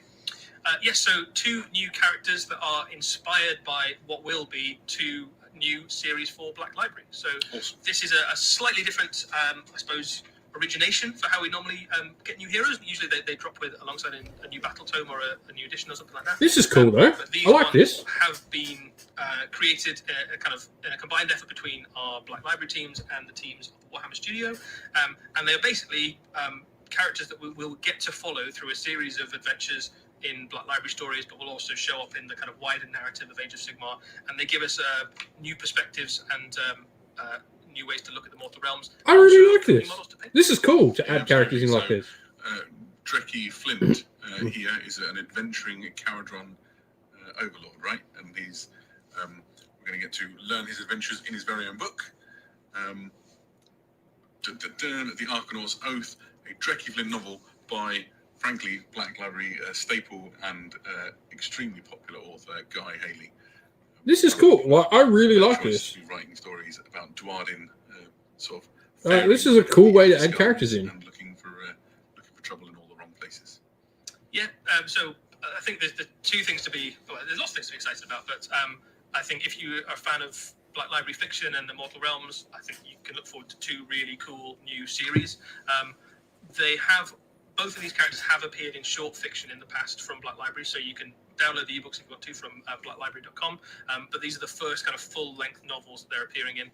Trekkie Flynn's first book is The Archonauts Oath, which, as you said, by Guy Haley, who I think has been writing dwarf fiction for, it's got to be a decade. Sometime. Yeah. This is a really cool way to Plenty of add stuff characters for to Warhammer like the 40,000 narrative. recently as I like well, this in the a lot. Voice Heresy and 40k, and has written a few Age of Sigmar stories too. So a story that's in good hands, and I think Archonauts and Caradrons generally is quite a interesting perspective for Age of Sigmar, because they do get to travel around. You get to see lots of bits of the realm. They've got quite an interesting mercenary take on the how they approach life in the Mortal Realms and battles. So hopefully we'll get to see lots of cool stuff. And this isn't the first place that Trekkie Flint has turned up. It's worth pointing out. I've seen a call out for an excitement for these works. There are some short stories, e-shorts on the Black Library website. You can go and check out right now if you wanted to, which deal with Trekkie Flint. There's one called The Lost Carrack, for example, which sort of introduces the character and lets you get to know them a bit. For me, any chance to get to see the mortal realms from the unique perspective of individual characters is great. And then if they've got cool models to accompany them, so much the better. I've got to be honest, when I saw these, my heart went off in the direction of, these would be cool characters for like Sundown adventures and things as well. So. They will also have rules in Age of Sigmar as well. So there's if you aren't following the stories, A, you're missing out, but B, you definitely can still use these great models in your Age of Sigmar games. So the other character we're going to follow is Kadar Ezekiah, the Hollow King. So this is a soul blight vampire. And this is very much the kind of anti-hero-esque character in a new series that's going to be penned by John French, who is readers may know from probably the Horus Heresy. Page Money takes your choice when it comes to where you know John French from. I would pick the Siege of Terror, but he was writing before that, and I imagine he'll be writing well after that too. You can count on this to be good. Again, there's more Kadar Ezekiah. Say that quick when you're in a hurry. Fiction, again, in short format, if you want to dip your toes into the water right now, but a full novel, The Hollow King, is coming. And this guy really is your tragic anti-hero character. He was the king of a realm which has been sort of obliterated by the dark gods, and now wanders the mortal realms alone, getting into hijinks of various sorts. There's one thing that I would say of John French's characterization is typically his characters have got some real depth to them, and I'm looking forward to getting to know a soul-like Gravelord hero from their perspective. I think that could be quite exciting. Well, I think he's got experience with it's cool though. But I really do like this as a way to add characters to the narrative. Maybe another great example. I think Age of Sigmar reveal has been amazing. There's been so many cool things. He's just trying to save his brothers. What could be more heroic? But yes, so I think Warhammer is a difficult place to be a good guy in, because pretty much everyone's a villain in some way, shape, or form. So I think you had a nice line earlier on, Adam, which is just try and be an anti-hero doing good things. It's the way to do it. But so it should be a compelling story about a soul blight vampire. Obviously, we had a major release of Soul Blight last year, and a very popular faction in Age of Sigmar, and we get another character to add into the mix. A super cool model as well. I think maybe a nice one for painters. This is the show stealer for me today. Okay. As we looked through before we came on here, I love models that just ooze sort of character, and you want, even if you're never going to collect the army. Whether or not I ever collect a Soul Blight Gravelord army, I couldn't tell you, but I'm all in on Kadar Ezekiah. I think that's awesome miniature, and I can just imagine him being like my sort of avatar in a soulbound role-playing adventure, or Nice.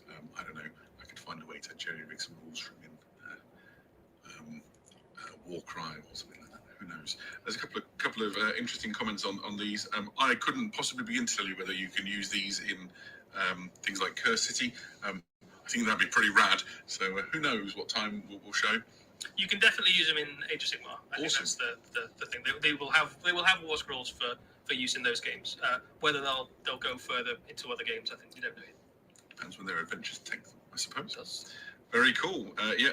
Quite a lot of love for that. I think it's I think I like the Arcanaut more, just because he's standing on, like, I don't know if we can cut back, Raph, but I think it's the tentacle. I think it's just like I want to know what he's killed.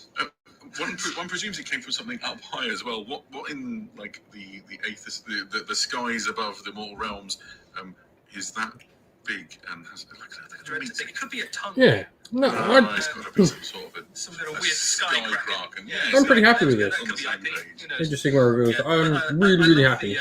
The A ton of cool Arcanauts, things out. They've got just like that axe that's just so over. I mean, what? Soul Blight, It's got, like, Skaven, an axe, and it's Sylvaneth, also a harpoon, KO, and it probably does cities. other stuff, maybe opens cans. It's got 5 everything armies there. showing they're getting things. He's got his own heraldry as well. I quite like his sort of anchor that looks almost like Like a 5 launch. armies have got something here.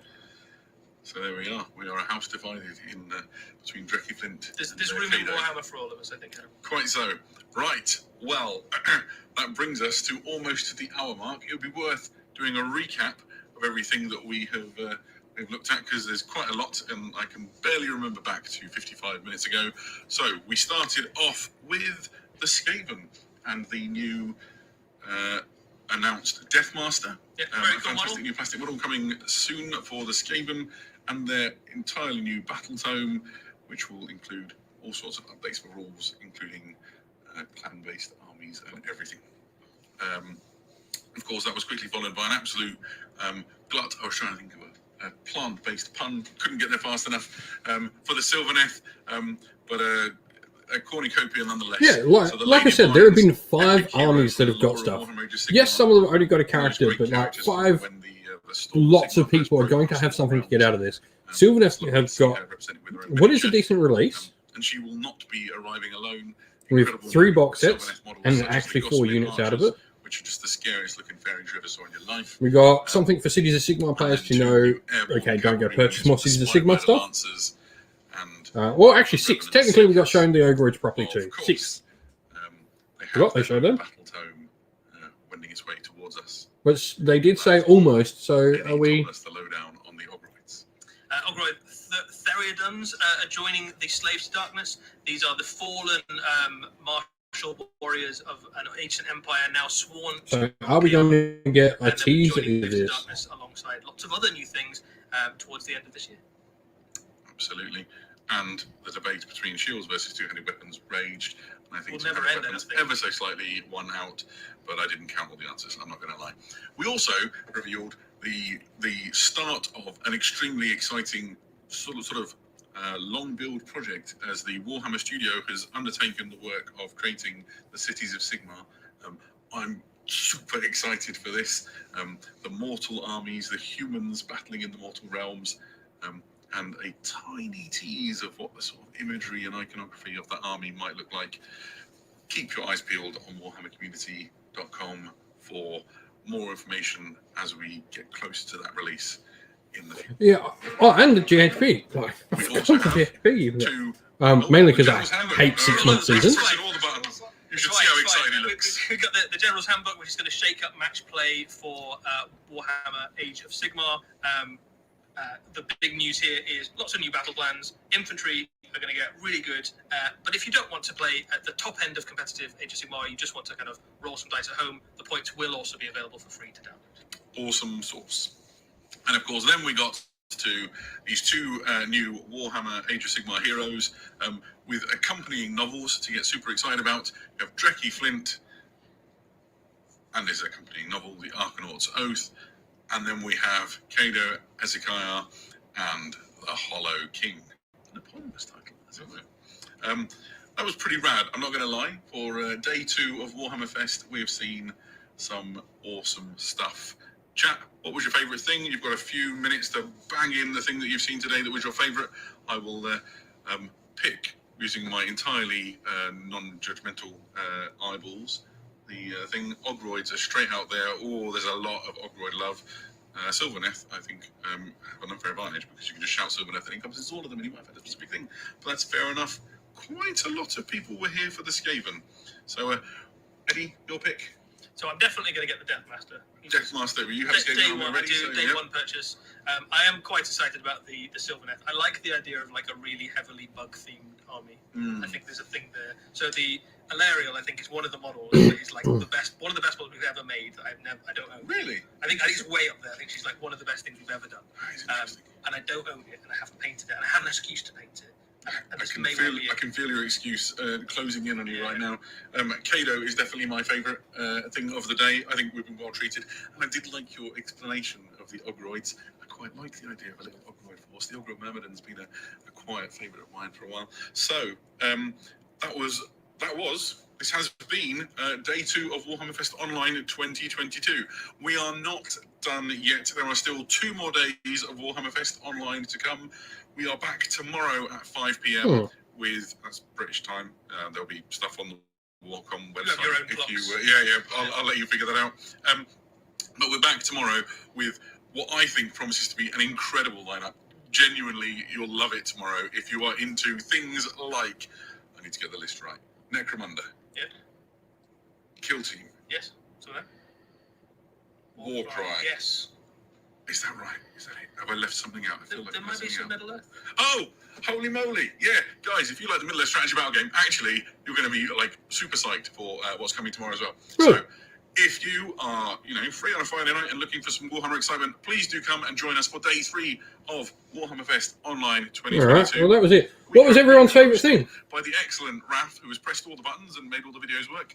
Notley, the Moderati, and keeping the chat clean and hopefully making sure everything goes nice. It was made easier, I would imagine, by the excellent, genial behaviour of you wonderful Warhammer fans. I have been ably co-hosted by Eddie, the man who knows all the stuff. It's been a pleasure to have you join us. Please come back tomorrow. We'll see you for day 3. Well, that was that.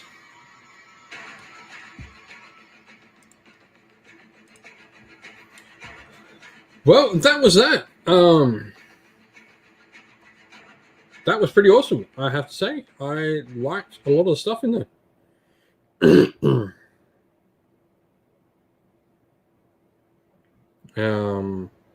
Really happy with that. I think Sylvaneth was definitely the winner for me. I know I really like Ogroids. However, it is late. It is like 2:30 a.m. and I've got some Conquest Last Argument of Kings to play tomorrow with Nick. So we'll be back tomorrow watching the stream. Really excited to see what they bring out for Warcry. And Middle-earth now too. Middle-earth should be great. So thank you all for watching. Don't forget to come back tomorrow night. Been great chatting with you all. Don't forget to like, subscribe if you haven't already. If you'd like to come chat with us in Discord, you can do so down in the description. And yeah, also thanks to everyone who supports on YouTube members and Patreon. You can find those in the description of the video as well. Stay safe, stay well, and most of all, keep fighting that war against the grey, everyone. Ciao for now.